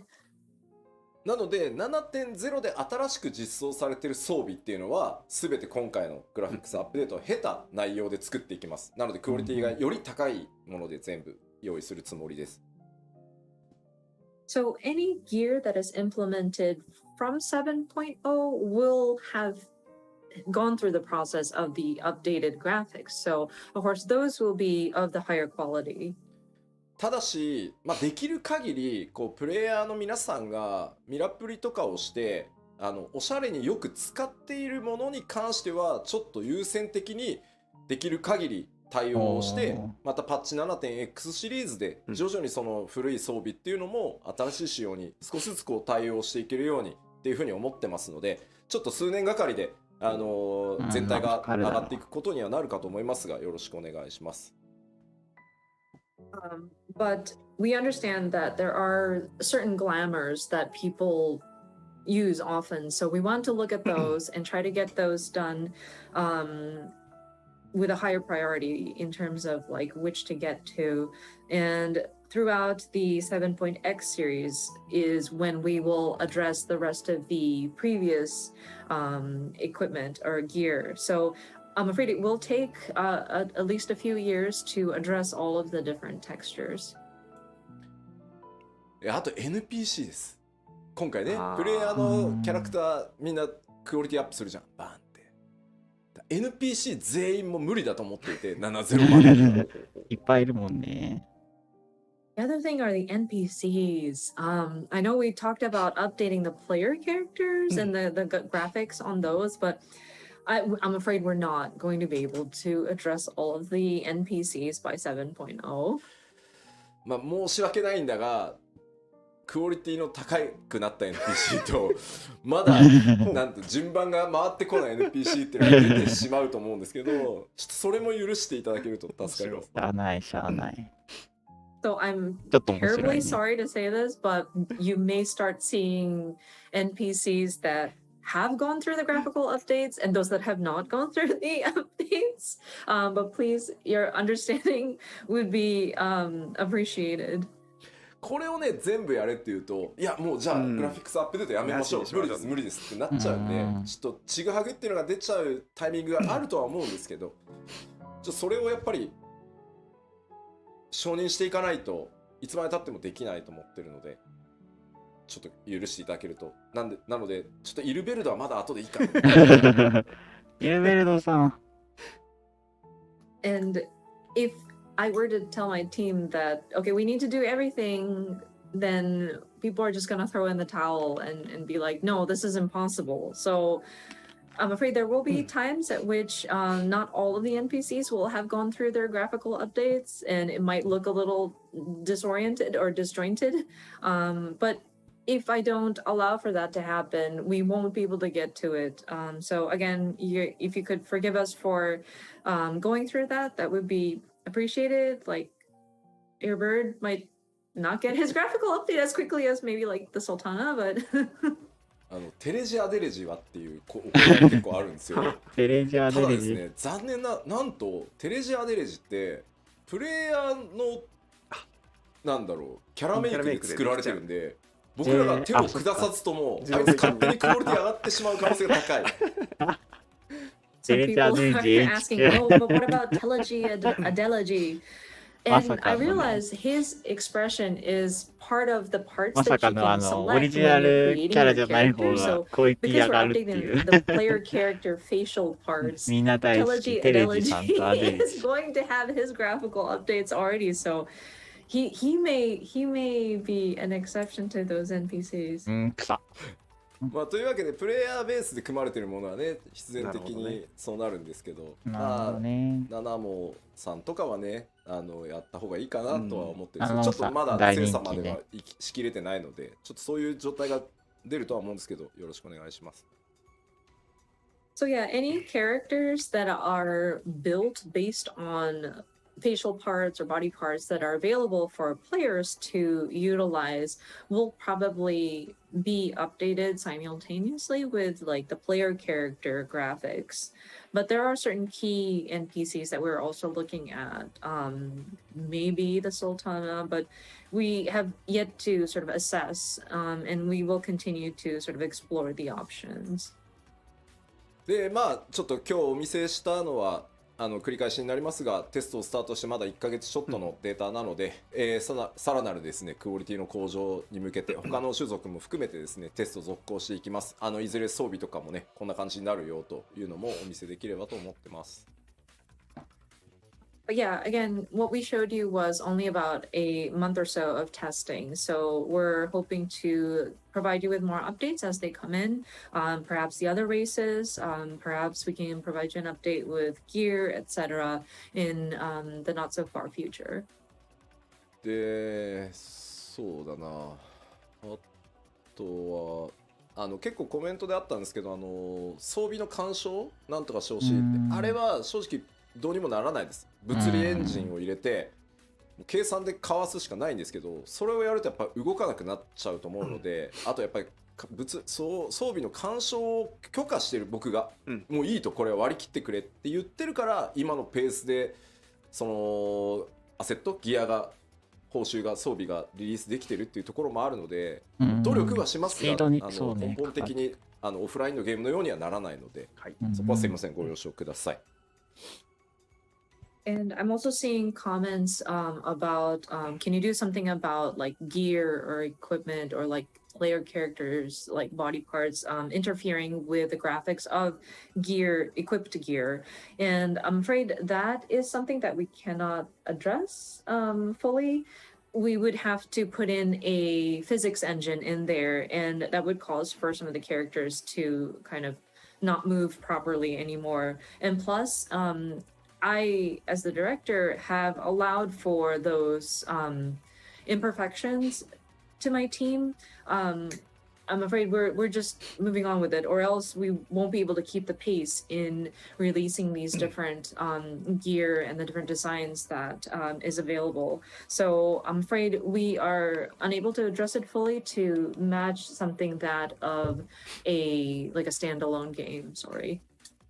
さあでは次はですね、ちょっと BG、マップに関わるところもテスト1ヶ月ちょっとのサンプル持ってきました。Okay, we have more samples though. This time it's for various backgrounds and like map elements. まずこれは単純に、テクスチャーとかに何も手を入れずに、配置できるライトの数を増やすっていうテストのサンプルです。So this first image is a test of just simply the number of lights we can place in a certain scene without it touching any of the textures or surfaces. 配置ライト数をですね、複数増やすとこんな感じになります。So we just added a few more lights in a particular scene, and what you see is in the right side of the image. 環境光みたいなのライトがですね、遠くに左側ね、1灯しか焚けないので、ちょっと見てほしいのは手前側にあるデスクに影がほぼ落ちてないのが、右側複数ライトによってちゃんと影が出るようになってるでしょ。あ、本当だ本当だ。So if you look at the one on the left, we were only able to place one light source in the scene, but in the picture on the right, we were able to place multiple lights to give it a more realistic look. And as you can see, the desk is now casting a shadow. まあ当然分かりやすく上の方にライトさらに1灯追加されてるので、まああそこまで作り込んでたのにライトが当たらないことによって全部黒で潰れちゃってたのが、まあ、しっかり見えてくるようになるので、これね多分プレイじっくり見ていないというか受ける雰囲気が変わるのでこれによって。And of course, I think one of the key changes that you can see is because we were able to place a light directly on top, you're able to see some of the details that would have been kind of hidden behind a shadow. And so I think with allowing for more lights to be placed, it will kind of give you a better impression of some of the atmosphere in some of these locations. でさらにですね、こちら今の現在の状態のティターニアですね。Next, you see タニ Titania アも in 漆 her 黒のボス current なん or です in け their ど、 current state. 大人気で、でしたね。これはかわいい。シャドウです。シャドウのテストをお見せします。So this is where we tested out how shadows appear. まあ、影に使ってるテクスチャーの解像度と計算を上げていくので、これぐらいくっきり見えていくようになると思います。綺麗。 So this is where we tested the 全 texture 然違い as ます well ね、 as 印象。 the へー。 calculation formula behind how we're より displaying 可 the 愛 shadow く。 underneath Titania. And we believe that we are able to improve the quality and the resolution up to what you see on the right image. さらにですね、これ複数ライトも置いてみてるので、もう今の14だと左の環境しか作れないんですけど、複数ライトさらにカラー変えたりしていくことで、右のようにね、かなり複雑なライティングの絵作りっていうのができていくようになります。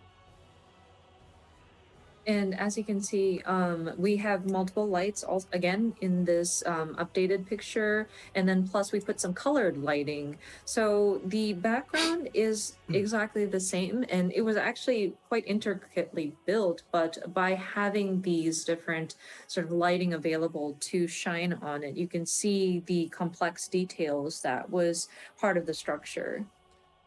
ちなみにこれ左のティタニアのストーリー的には左の雰囲気がいいなって言ってるコメントがあるんですけど、はい、実はこの状態をさらにグレードアップさせたバージョンを BG チーム作ってきたんです、サンプルとして。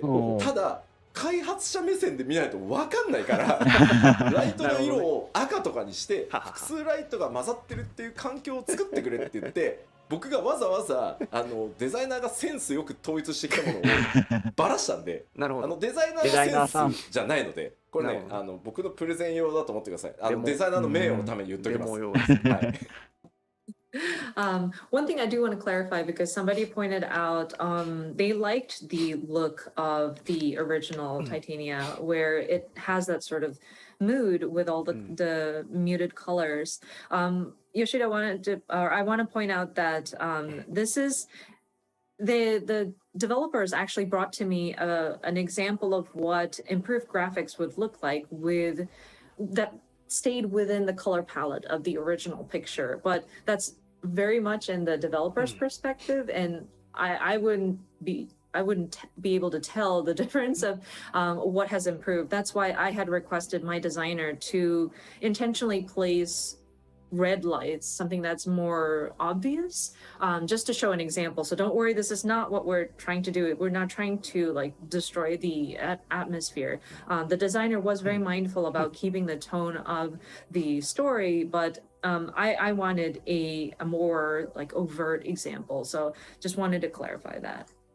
でここでちょっとね特に注目してほしいのが画面右の奥、上の方に見えてるステンドグラスのあたりをちょっと見ていただきたいんですけど。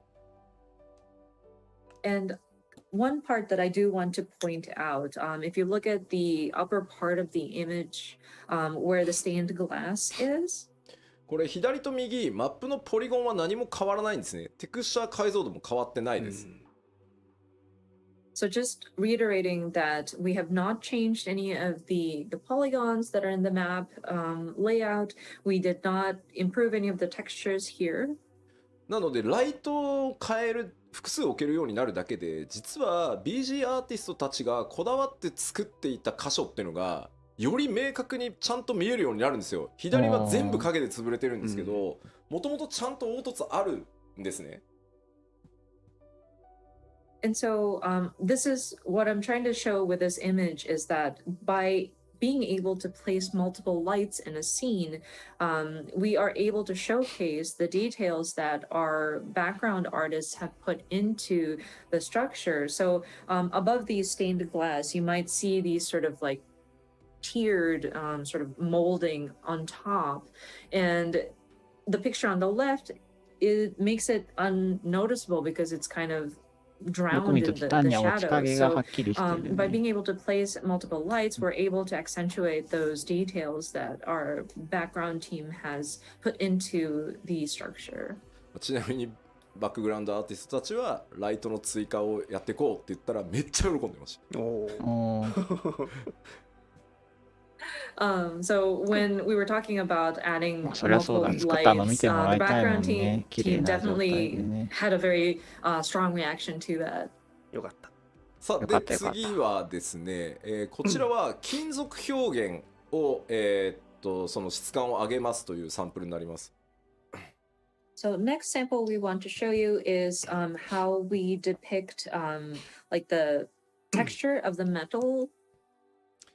こちらもですね、デザイナーの趣味というよりはですね、悪趣味なぐらい変えてくれって言ってるので、ご承知おきください。デザイナーの名誉のためにね。And of course, this again is supposed to be an example. And so I asked my designer to make it very gaudy at this point. So please understand it is not necessarily the designer's choice. まあもともとやりたかったけどシェーダーがなくてできなかったので、まあこれぐらいゴールドをちゃんとやっていきますよと。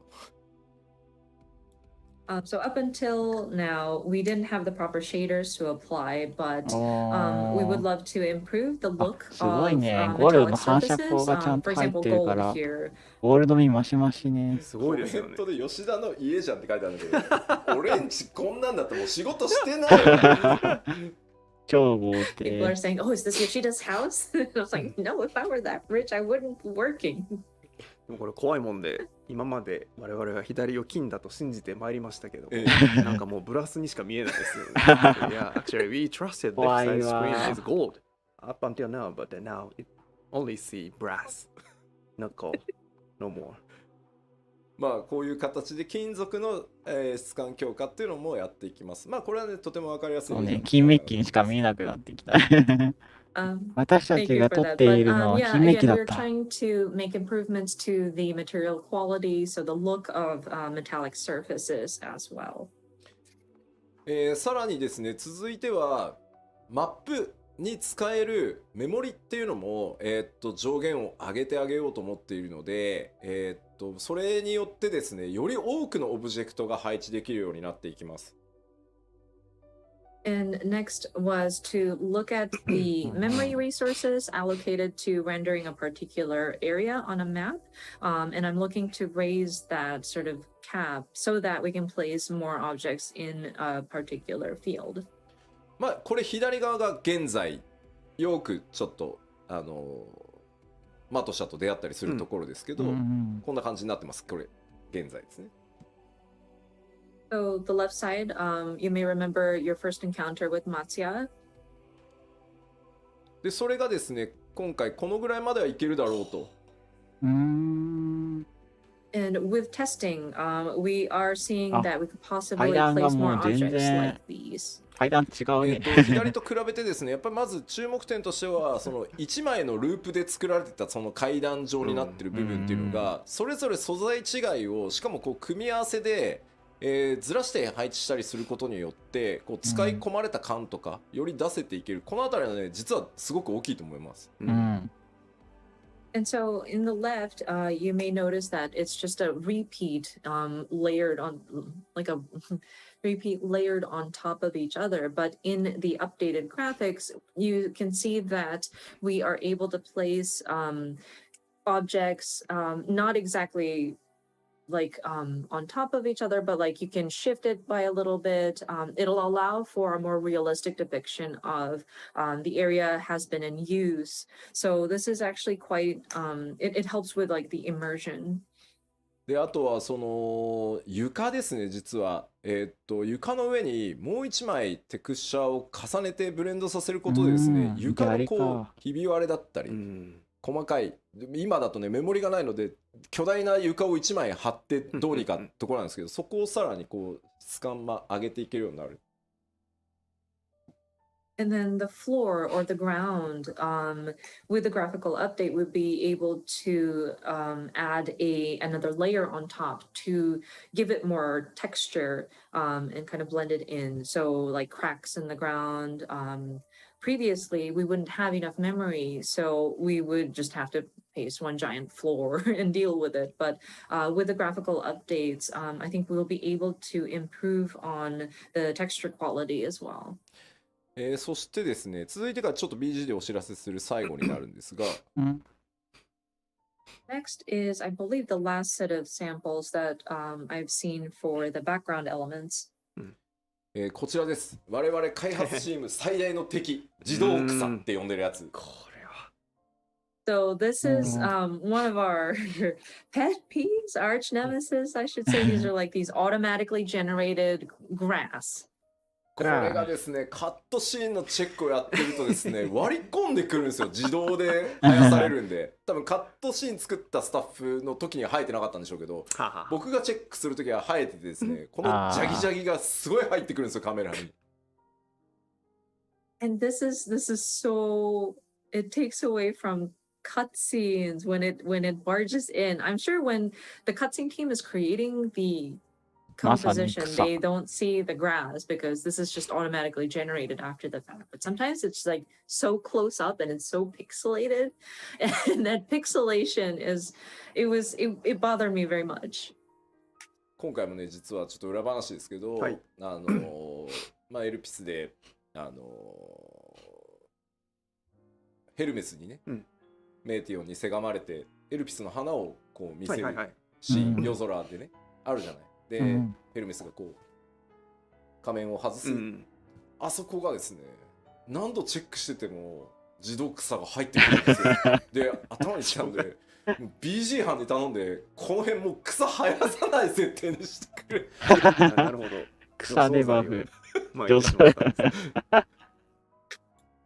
So one behind the scenes comment I wanted to make when I was looking at the cutscene in Elpis, sorry spoilers, but Hermes, when he's talking to Meteon about, oh, I want to show you the flowers in Elpis, and he removes his mask, the grass automatically generates. And it gets in the way, so I got so mad. I told the background team, like, can you make it so that you don't have grass being generated in this part of the ground? 進捗が 6.0 で追加されたんですけど、今まだテスト中ですが、こんな感じになります。はい。わー、綺麗。But that will be updated さて、 hopefully. 未だに Again, あ we're んま still り綺麗じゃ testing, ない but ゲームいっぱいあ this る is け a ど、 sample image 多 of what 分 it スペッ could ク look 的な like. 問題でね。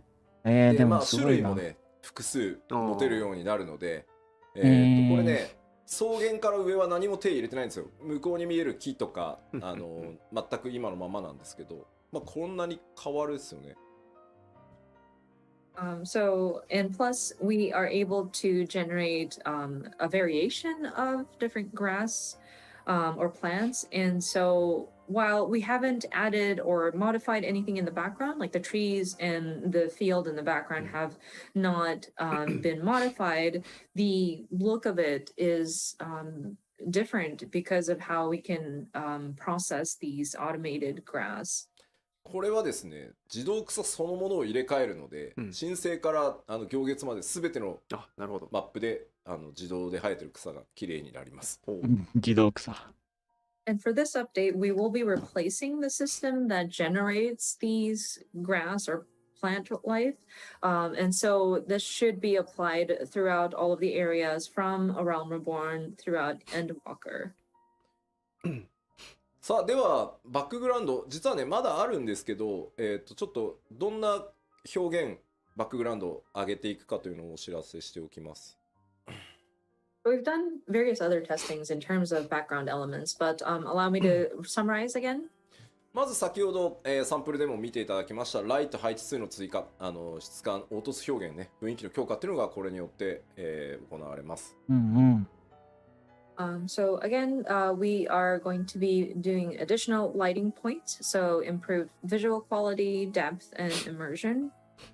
そしてですね、影の高解像度化、影のテクスチャーを高解像度にすることでですね、ちらつかなくなったりですね、影がよりメリハリが効くようになります。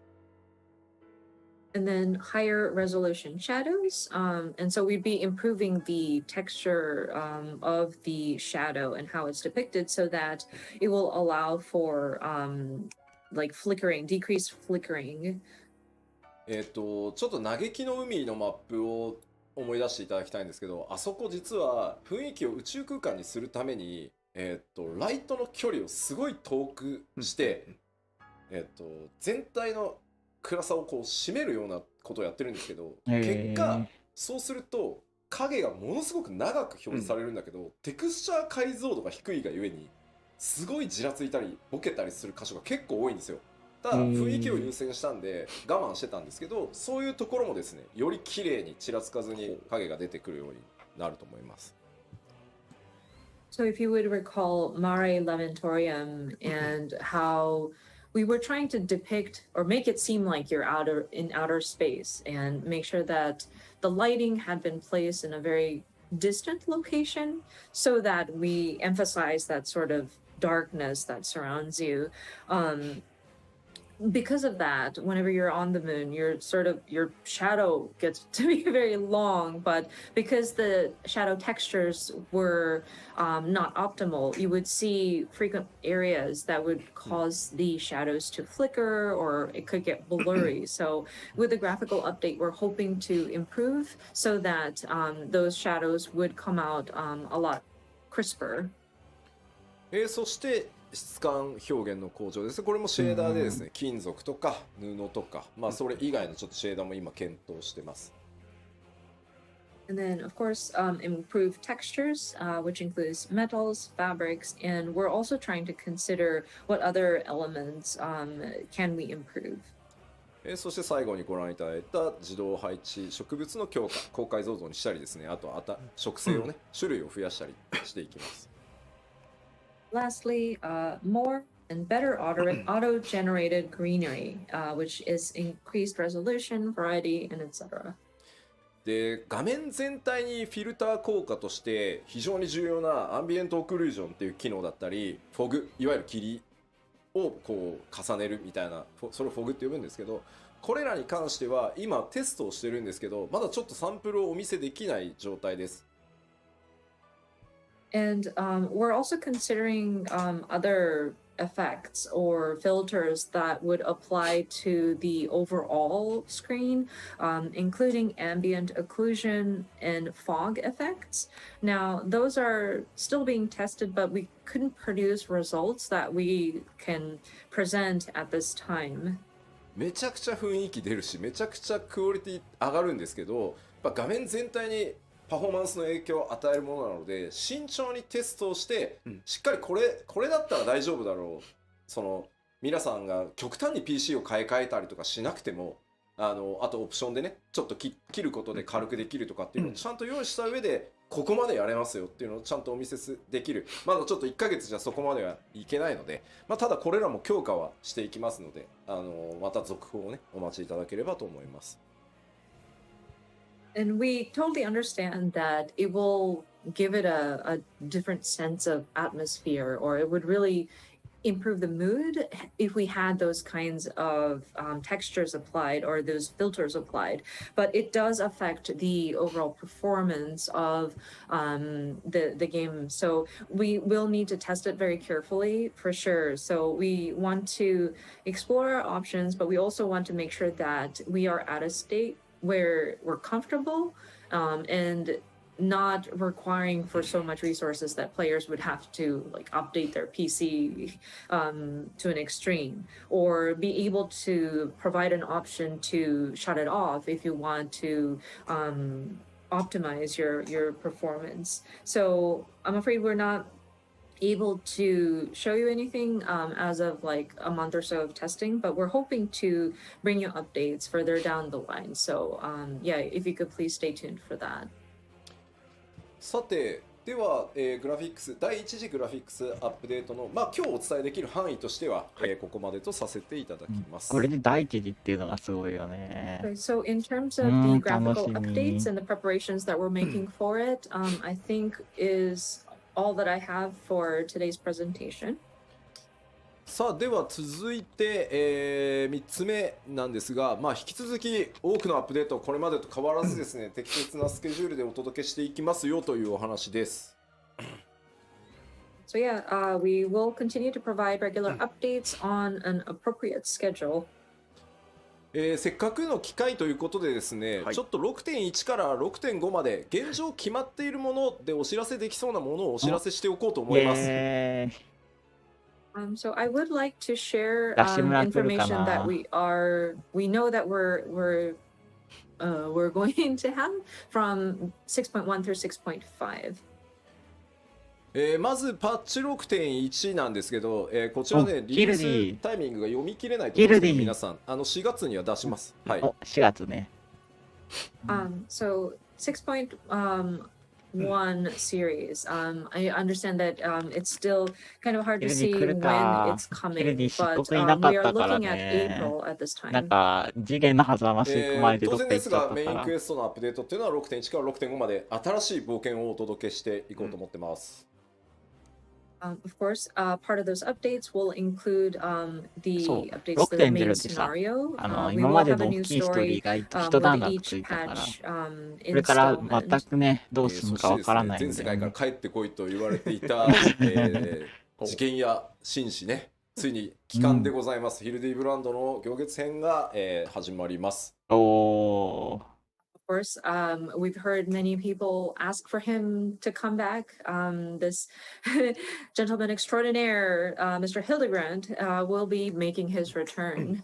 新しいサブクエストシリーズとしてですね、タタルの大繁盛商店というのが、連続として始まります。And then, of タル course, タルタタルさ a ん。 new series of side quests named Tataru's Grand Endeavor. ちなみにヒルディブランドが最後に目撃されたのはパッチ 5.3 で実装された漆黒決戦ノルブラントでエリディブスによって召喚された中にいましたね。確率でたまに出てくるんでね、あいつID の中にあそこですね、最後に目撃されてるのは。ああ、確率で出てくるん I だ。 believe the last last time Hildebrand was seen was in patch 5.3, the Hero's Gauntlet. And this is a random occurrence, so you may or may not have seen him. But when you are doing your Warrior Light battle, he is one of the people that is summoned. さあどんな冒険とかね珍道中になるのかぜひ楽しみにお待ちください。うん、楽しみ。 But yeah, we hope you enjoy whatever odd adventures that he gets into. まあどんどんいきます。パッチ 6.1 まだまだあってですね、アライアンスレイドミソロジー・オブ・エオルゼア12神にまつわる物語ですね、スタートします。Continuing with スタート patch 画面に設定できるけど、 updates, この we 後 will そんな have に出 our てこない Alliance 12 Raid 神ね。 Myths of the Realm Part 1 implemented. スタートで This キャ is ラ going クリエイト to の時に設 delve 定できるん into です or よ touch ね。 upon the 私何設定したか覚えてないな。 mythos of the 12 gods. そして新 PVP のクリスタルコンフリクトというのがこれもちょっと気になってるスタートして蛮族クエストアルカソーダラ続編があって、ゼツは本当お待たせしました。ついにゼツが大好き勢、本当お待たせしたんですが最新ゼツリリースします。実はね、見るのが And so next スキル is 的 the に new あれなん PvP, で the Crystal 私 and はね。 Conflict. We will だか have ら a 視 new 聴者 Beast 勢だけ tribal ど、 quest, いや、見て or るのも like a 楽しいん new ですよ。 tribal ゼツ quest. 待ってた。 Arkasodara うん tribe quests in their しかも dailies, ゼ and ツ then 粒 a 子だ new からね。 ultimate content. Thank い you や so ー、 much 楽し for み your だ patience. な。 Our new ultimate duty will be implemented as of 6.1. ゲームはねアルテマになりますがもうバランスチェックも終わっていて結構むずいですよ。うん And of course, we will finally be reopening the Unreal battles. Ultima's Bane will be what's coming for the next battle. We are currently testing this out, but it's quite challenging. アルテマウェポンってもともと結構初期に時間のない中で作られていて、IL が結構みんな上がってるんで、いろいろギミック無視できたりとか、被弾してもそんなになんですけど、レベル90でバランス取り直してきっちりアイテムレベル確定させたらね、やっぱ面白いしやりごたえあるなこれって感じでした。Of course, when we first designed the Ultima Weapon fight, ゲンっていう昔の it ね、 was done in a ボ rush. スと And 戦え then by る now, 透 I 熱 think 戦があって people ね、今 have ちょっとお休み raised だっ their たか item な、してる level. んだけど。 So even if you take damage, it's not as bad. But with the Unreal battles, we have adjusted the boss fight so that it matches that of a level 90 player. So, and we've kind of finalized the item level. So testing it out, I enjoyed it. It was a very interesting battle and it's very challenging for sure. でも今ちょっとコメントであったんだけど、はい、蛮族クエストっていう蛮族っていう呼び方やめたいなっていうコメントがあって、確かにそうだね。ちょっと考え直そう。メモっといてもらっていいかしら。はい。表現変えていきましょう。There was a comment about the Beast Tribe quest, and it seems to not be very favorable to call it that. I know we're trying to shift it to say tribe quest, or like we're just calling it by the tribal name in the English, but we are going to try to figure out a better way to phrase it. そして絶なんですけど、はい。めっちゃ調整続いてるんですけど、多分一番難しいと思うんで、やり方は覚悟をしておいてください。And I want to backtrack a little bit to the ultimate duty, the new ultimate duty, and we're balancing right now and making adjustments, but it's quite difficult. So if you're up for a challenge, that's fantastic. But yeah, it's going to take some. It's going to again be challenging. 焦点は思い入れある人多いと思う。6.9。Oh, I'm sorry.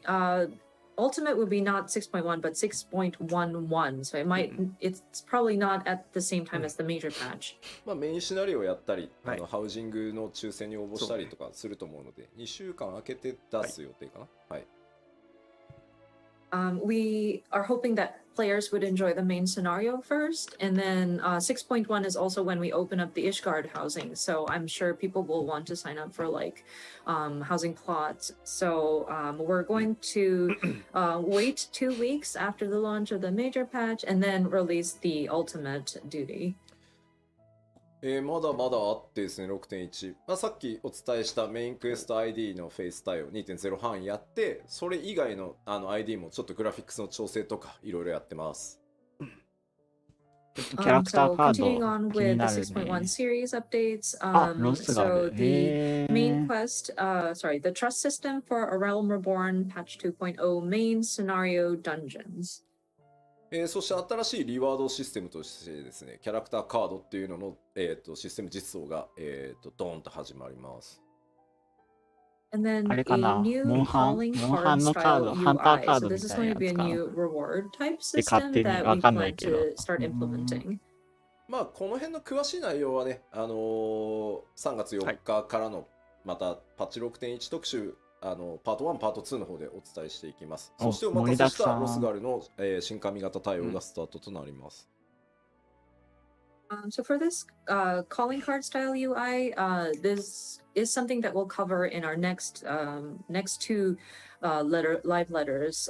There's one definitely planned on March the 4th, and we'll do like a 6.1 feature, part 1 and part 2. So we'll delve into details at that time. So next item would be new hairstyles for Hrothgar. Thank you so much for your patience on this. そしてハウジング、イシェガールドハウジングが開き、お得意様取引はなんとアルフィノ・アリゼのお母様であるアメリアンス編となります。The next two items is the opening of Imperium or Ishgard housing, and then custom deliveries. You get to meet with Alpino and Alize's mom, Amelian's. 新 PVP はいつですか？またちょっと PLL で詳しく言いますけど、6.15 を予定してます。はい。We had a question about when is the new PvP going to go live.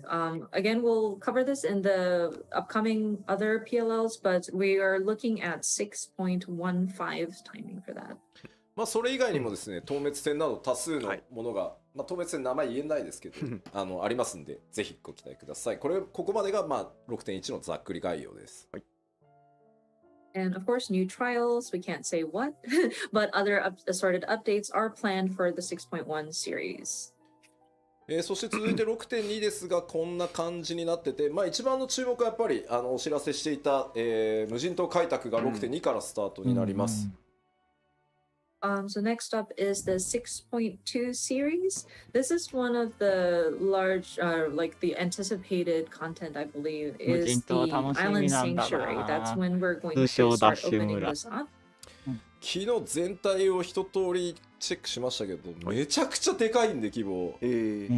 だいぶね組み上がってるんで、もう I had the opportunity to check the overall sort of content yesterday, and it's quite large scale, but I think it's coming along nicely. またちょっと今日は時間がないのであれですけど、詳しく説明する機会は取ろうと思いますが、基本的には外の世界と全く異なるそこだけで完結できる遊びになってますし、まあ、ゆっくり本当にゆるくやれるので楽しみに待っていただけると嬉しいです。So I'm afraid we don't have the time to cover it today, but we will take the time at another opportunity so that we can explain the details of this. But it is going to be a different sort of area that you can enjoy, and it's a very self-contained sort of content that you can enjoy. でまあ2.x 残り新生オルゼアの 2.x シリーズのメインクエスト ID を全部対応し、想定編にも突入します。あとは武器強化コンテンツの新しいシリーズをスタートしますとかですね。So going back to the earlier bullet points, we will be applying the trust system for the 2.x main scenario dungeons, maybe partially into Heaven's Word. It says here. ああそうだ、もうね多すぎて入れてないんですけど、ミラプリの拡張もね 6.1 から第1弾始まるんで言っときます。そういうの。ありがたい。も we う also want to チェスト mention が持ち物が we パン will パ be ンなんですよ。 expanding あ on りがたい。 glamours. ミラプリっていうのはごめんなさい、ミね、ラプリはグラマープリズムの方でしょうか。ね、言えない感じですか。第1弾は言えない。プレート増やすをやっていく、まず第1弾。So glamour related updates. I'm sorry, I wasn't sure how to phrase it, so I squeezed it out of Yoshida-san. We will be addressing and expanding upon glamour plates as part of the 性能 first なしで見た目だけ変える装備の箱みたいなのがミラプリなんですけど、まあちょっと全部書ききれないけど、いつもの討伐透滅戦のノーマルと極があるとかいうのは、まあいつも通りやっていくので、まあその辺は書かれてなくてもあると思ってもらえると助かります。And of course, ミ we ラ will プリがある have と whatever ちょっと持ち content 物が that 楽になるって you い can う expect in a メリ patch ットがあり update, ま so す。 like あ new と機材が trials, 楽になる。 etc. It's not written here because we couldn't fit it all in the slides, but yes. 収納数増やすトライもしてるから、うわー、助かります。どっかのタイミングで増やします。And we're also looking at like how to expand upon like the もう number チェストパン of パンだから、 sets stored. が戦争 So だろうけど、み we're んな hoping to find チェ an ストパン opportunity パン to な do んで、 that update, 助 like か a る。 like not an overhaul, but like an update on that as well. そしてですね、さりげなく書かれてる新しいこの 6.2 から新しいバトルコンテンツ、タイプが全くこれまでと違うコンテンツを今開発中です。And then the fourth bullet point, it's just kind of snuck in there as part of like the updates, but it's a new thing that we're trying to do. It's a dungeon with variable difficulty. これ難易度可変ダンジョンって今開発コードネームなんですけど、1人から4人でチャレンジできて、1人で行く、2人で行く、3人で行く、4人で行くっていうので、自動的にそれに合わせて難易度がコントロールされるっていうチャレンジ型のコンテンツになります。And so the code name that we're using here is like Criterion Dungeons, but so you can attempt this with 1 to 4 people, and what makes it variable is that if you go in, depending on the number of people you go in with, so 1 person, 2 people, 3 people, 4 people, the difficulty sort of varies. It will automatically scale, so it's like a content where players can sort of challenge themselves.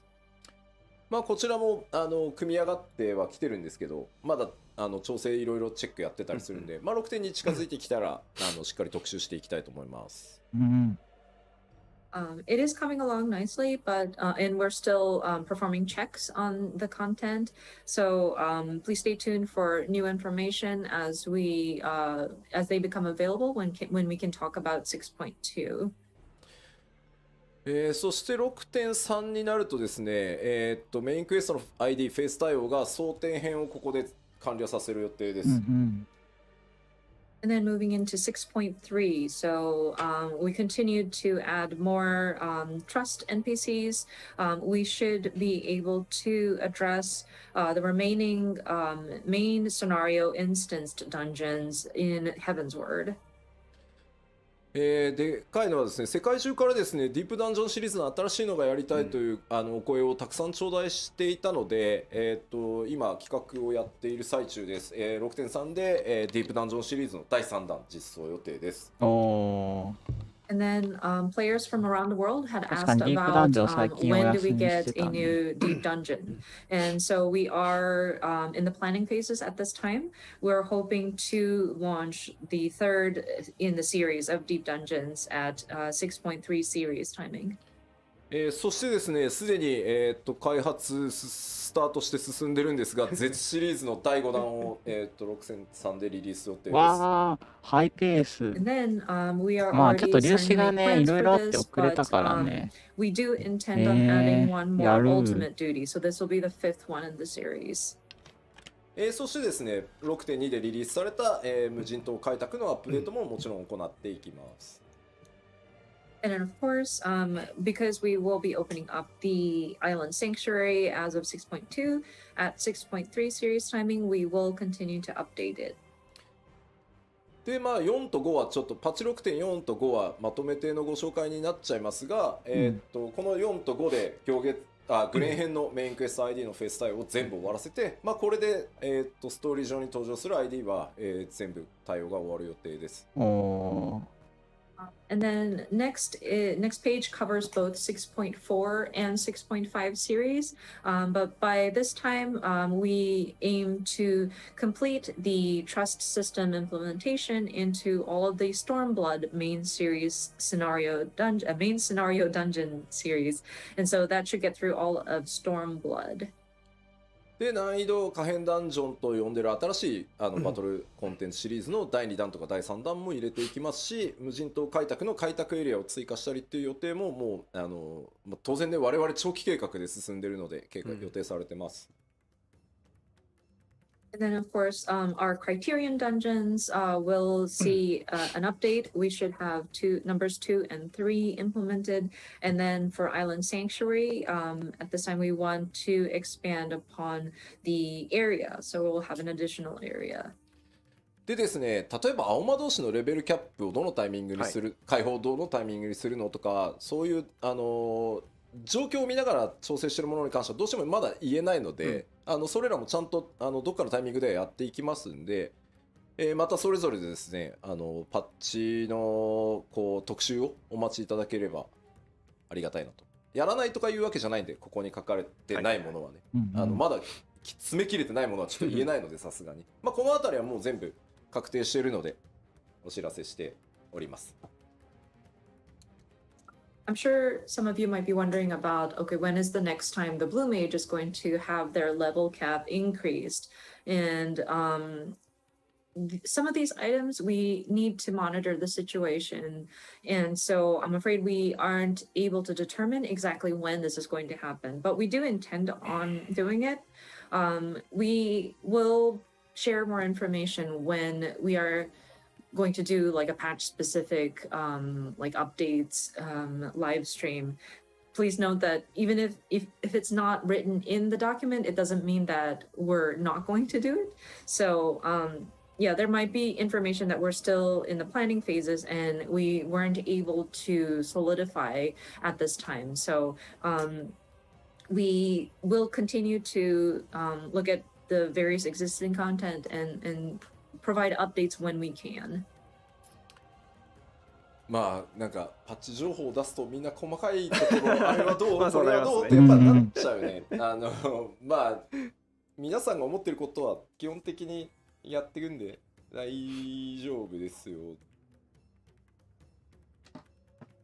I see that people in the comments are talking about various granular areas of patch updates, and I think it's safe to say that things that we know people are expecting in a regular update will more than likely be included. So I want to make sure that yeah, don't be worried. まあアルカスソーダラの次はどうなるの、種族ってどうなるのとかもう全部決まってます。ちゃんとマイパッチやっていくので、まああれかなこれかなって思いながら待っていただけると嬉しいです。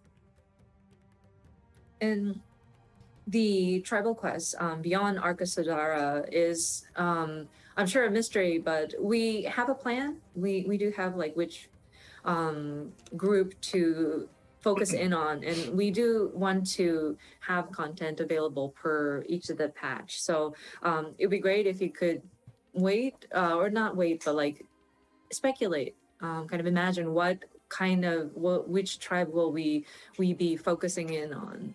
あとゴールドソーサーも予定してるんですけど、4になるか5になるかまだ決まってないんでちょっと待ってください。なるほど。And we do intend on making Gold Saucer updates, but we still haven't determined if it's going to be 6.4 or 6.5, so that's why we're not mentioning it at this time. さあというわけでまあ変わらずですね、もりもりでやっていきますよというお知らせでした。But yeah, just wanted to go through all of these roadmaps just so that we know that we continue, or we plan to continue providing very hefty updates. ただですね、一個皆さんにこれを踏まえてですね、ちょっとお知らせをさせてください。But with that being said, allow me to make one announcement. メジャーパッチのサイクルについてです。And this is regarding the major patch cycle. これまでですね、申請スタートからですね、まあずっとできるだけこの 3.5 ヶ月に1メジャーパッチ配信っていうのをまあ目標に掲げてやってきました。So of course, since the relaunch as A Realm Reborn, we've tried to keep this pace of one major patch update per every 3.5 months. でこれをですね、本当申し訳ないんですが、2週間プラスしてですね、4ヶ月にさせてください。And I'm terribly sorry to ask you of this, but we need to extend it by 2 weeks, and so we want to change it so that it's one major patch every 4 months. でこの2週間って何かっていうとですね、まあ我々開発内では実装期間っていうのと調整期間っていうので大きく2つあるんですけど、この実装期間にプラスあと1週間、それから調整期間にプラスあと1週間の時間をいただいて、まあ、マイメジャーパッチを 3.5 ヶ月でなんとかやってきたのをちょっと4ヶ月、まあ、プラス2週させていただけると助かります。So of course we have periods of our development cycle where it's development and then implementation, and various adjustments, fine-tuning that we do. So those 2 weeks that we ask of you for your patience is 1 week for additional implementation, and then 1 week additional for fine-tuning. So that makes it that 3.5 months now turns into 4 months. でですね、夏季休暇期間とか、まあ、我々やっぱりサマーバケーションスタッフに渡したりですね、年末年始やっぱり家族とねゆっくり過ごしてほしいっていうのがあるので、まあ、夏季休暇期間とか年末年始の場合には、まあ、これにプラス1週間ねさせていただくことがあるかなと思います。And in addition to that, 休みは大事よ we ね。 do have breaks, like summer vacation or summer holidays, New Year's holidays. I'm sure people have family that they would visit over the holidays, and so for those holiday seasons, we might see an additional like 1 week's not delay, but like 1 week's time added as well.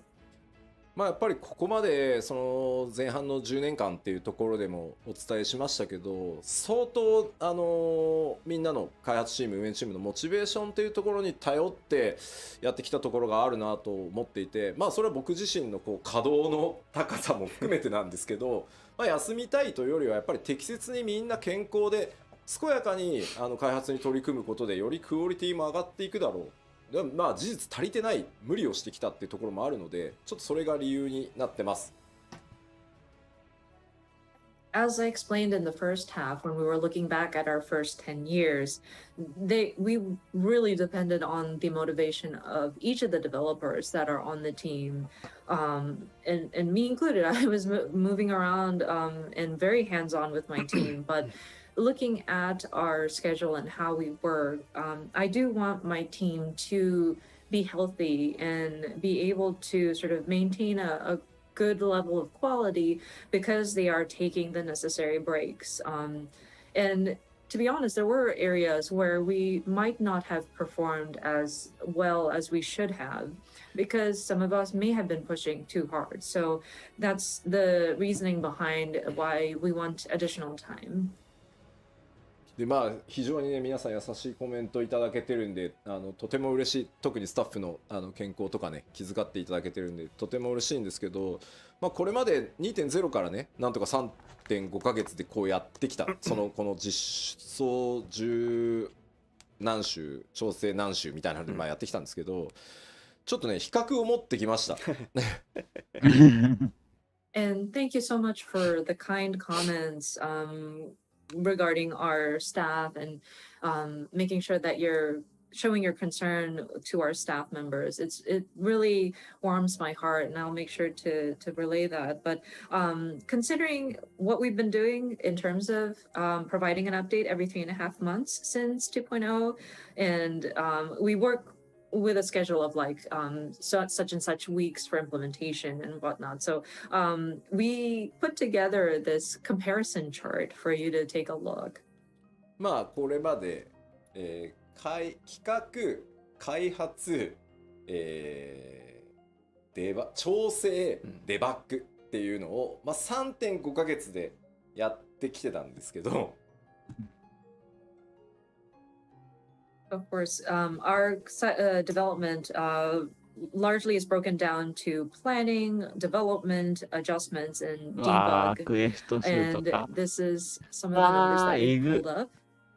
まあ、パッチ 3.3 の時が左の列、5.3 の時が右の列です So the column on the left is カットシーン patch とか2倍 3.3 以上 series timing, いや違う and then the 2倍 column on the right is patch 5.3 series. まあ、コンテンツ数がねそこまで極端にってわけじゃないんですけど、やっぱジョブ数がまずね11だったのが18になってたりボス数が作ってるボス数がもう17から23って増えてるんですね。これ当然調整コストめちゃくちゃ増えてるんで増えましたな。So, I mean, the number of content, like types of content, may クエス not ト数 have とかは varied ジョブ増え over た the ジョブ増え years. と But かあ if る you の look か at, な。 say, like the number of jobs, from patch 3.3, 11 jobs, we've now jumped up to 18 as 逆 of に2週間だ 5.3, けでいい which んで means す a か lot っ of ていう感 different じ。 balance adjustments for those. Number of bosses have gone from 17 to 23. もちろんね開発スタッフっていうのも皆さんからいただいた月額課金で、まあ、どんどん採用してどんどん増やしていてチーム規模も当然上がってるんですけど、じゃあ人が増えればそんなに簡単に僕ら工場製品作ってるわけじゃないので量産が上がるかっていうとやっぱりそうではない。トレーニングも必要、経験も必要。やっぱりそんなスーパーエースたちが中川とか須藤とかがバンバン育っていくわけじゃないのでOf course, with our development team, thanks to the support via monthly submissions or subscriptions from everybody, we are able to strengthen our team. We were able to hire additional staff. And so our team has definitely grown, but I mean, we're not in a factory manufacturing, we're not an assembly line. So we require training. We require for our staff to gain experience. Not everybody is a super ace player like Nakagawa or Sudo. 例えばこの開発チーム運営チーム三角形だとした場合に、この三角のスケールはめっちゃ大きくできるんですよ。はいはいはい。だけど結局上の方に行くと、どこまで行っても最後は頂点はディレクターとかプロデューサーってなってくると、ここがやっぱそんな簡単には増えないんで、まあ、何でもかんでもたくさん調整もチェックもせずに出すってわけにもいかないから、ままあ、吉田を別に分身させろとかその培養して増やせばっていうのはなきしもあるんだけど、ちょっとまだテクノロジーがそこまで追いついてないんで。So if you would imagine our sort of team, I guess, our staff, or how we're organized as like a giant triangle. And of course, we can always scale the triangle to be larger, but I mean, it's still a triangle, so the tip is very small. And when you get to like the director and producer level, I mean, we train fantastic people, but like it doesn't grow in numbers as much as like when you scale the lower part of it. And there still requires a lot of adjustments that need to be applied on the things that we do create. And of course, it would be awesome if we can create like multiples of Yoshida. Maybe if we can clone him or like, I don't know. But still, it is quite a challenge. 吉田にハイデリンキックして分割しようって言われてるけど、それ薄くなってんじゃん、一吉田。24個に。Somebody's saying, perform the hideaway kick on Yoshida and sunder him, and we'll have 14 of him. But then, wait, no, but he's sundered, so he's like thinner, like you have a diluted version of him. 星が終わったせいで、ね、世まあ界が例え増えばちゃったそのカんですットシーンね。の数字なんてね、2時間25分トータルだった自動送りしていくと、まあ、パチコーテだと4時間30分になってるんですけど、まあ、当然ですけど、そのいただいた利益で人も増やし、いろんな会社さんにお願いして腕のいい人たちにたくさんカットシーンやっぱ作ってもらってるんですけど、どうしてもねディレクションする側っていうのの人数は限られてくるので、それでももう倍増近い感じですし。And if we look at the cutscenes, we went from 2 hours 25 minutes to 4 hours and 30 minutes. And this is like if you let the dialogue autoplay. But I mean, we have brought on many talented people onto our teams, but we still require somebody to look at the product that they create, and there needs to be a director that makes sure that we're aligned. もうなんか面白い、もうなんか能力の薄い吉田のただのやからやんけって言われたい放題だな。Comments still going on about Sundered Yoshida, like, well, but what if he's like that's like a low quality Yoshida? It's just a man.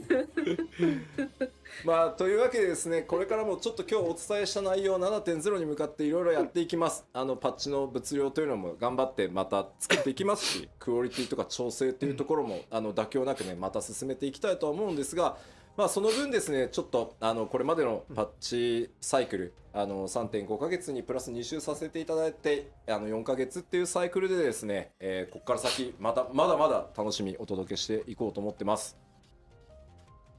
But yeah, we are making various plans leading up to 7.0, and we still want to continue bringing you the different patch updates. And so with the different elements that we implement, as well as the balancing that we do, the fine tuning, we don't want to compromise any of that. That's why we do want to continue producing the patches to the quality that we hold ourselves up to. So we do want to ask for that initial 2 weeks so that we will have the 4-month patch cycle, but we will continue to bring you regular updates.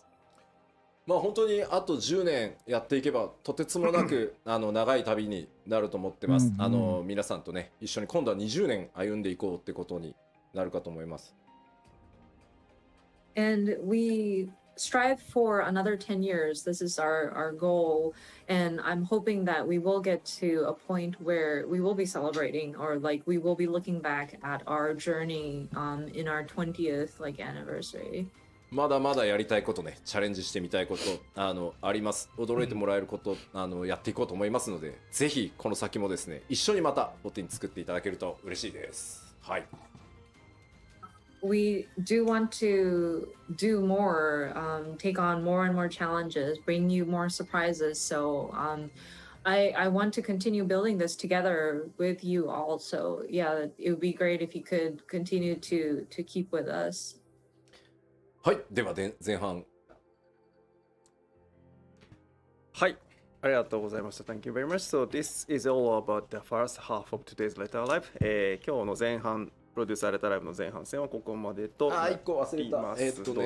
DC トラベルはいつが結構多くて、今のところ予定 6.18 かなで予定してますんで。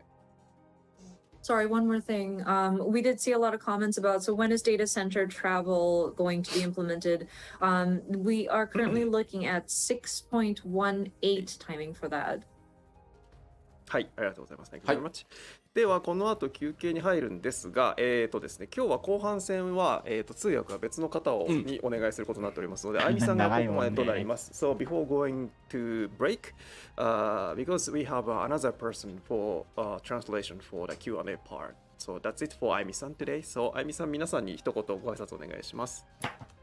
はい、長い間お付き合いいただきありがとうございました。Thank you guys so much for your patience as we navigate through all of this. But yeah, I will see you guys at another opportunity. ありがとうございます。Thank you very much, あゆみさん。では、僕がね、安心してこうゲームシステムの話っていうのを全世界の皆さんにこういつもの調子でお届けできるのは、本当にあゆみさんの高い翻訳スキル、特にね、僕の性格を把握した上でのやっぱり、トランスレーションがね、もう長くなりますのでね、僕らもコンビを組ませてもらって、なんで本当に助かってます。いつもありがとうございます。ありがとうございます。ここどうやって訳しましょう。吉田さんは、Thank you. Ami-san really knows Yoshida-san's characteristics very well, so we are very relying on Ami-san's translation when he explains the game systems or mechanics. So thank you very much, Ami-san again. Thank you. はい。では今から休憩に入るんですが、1時40分再開。So we want to restart the latter part of the letter live at the 1:40 p.m. Japan time, which is in 20 minutes.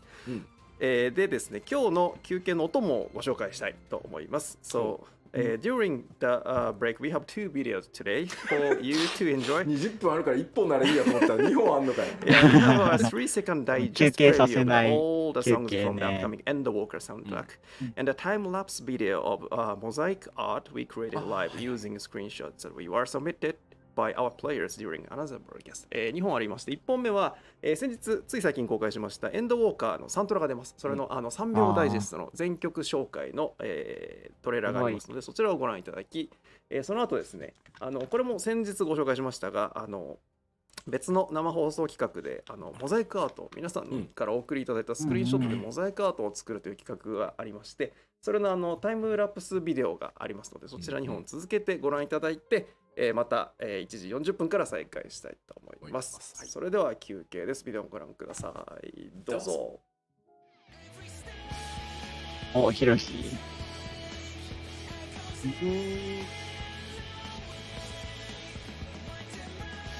オクテンジェルのテーマ曲好きなんだな。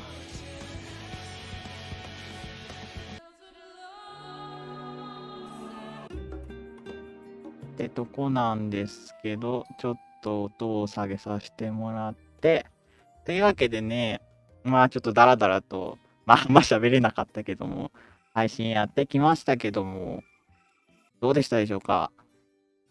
なかなか長丁場、いや、いつもなんだけどね。11時からだから、11、12時、1時、まあ2時間半ぐらいやってきましたけども、ですね。まあ、本当はここから午後が、後半パートあるんですけども、まあちょっとね、長かったのでね、配信は一回ここでストップさせてもらおうかなと思います。裏でちょっとこっそり多分見てますけど、まあそうね、朝から起きて、ちょっとうとうともしてきたのであとご飯を食べてきます。というわけなのでね、まああんま喋れなかったですけども、まあ、もしお付き合いしてくださった方がいたらありがとうございました。まあね、途中でね、無音で口パクパクしてた時とかはね、ミュートしてポテチ食べてました。ちなみに今日のポテチはね、小池屋さんのね、リンリンレモン、プライドポテトっていうパッケージ可愛いやつね、食べてました。美味でした。というわけで、まあ、ちょっと、同時視聴はちょっとここで終わりますけども、FF14 のね、配信はね、そのうちやりたいなとは思ってて、裏でちょっとずつ準備も進めてますので、気長に待っていただけるとありがたいです。配信大丈夫だったかな、長時間。というわけでね、この辺で失礼します。続きはね、ぜひね、公式放送の方をチェックしてもらって、説明欄の方に、リンク貼ってあるので、そこからも飛べますので、ぜひぜひ公式放送チェックもよろしくお願いします。ではね、この辺りでね、失礼しますね。ではでは。じゃあねー。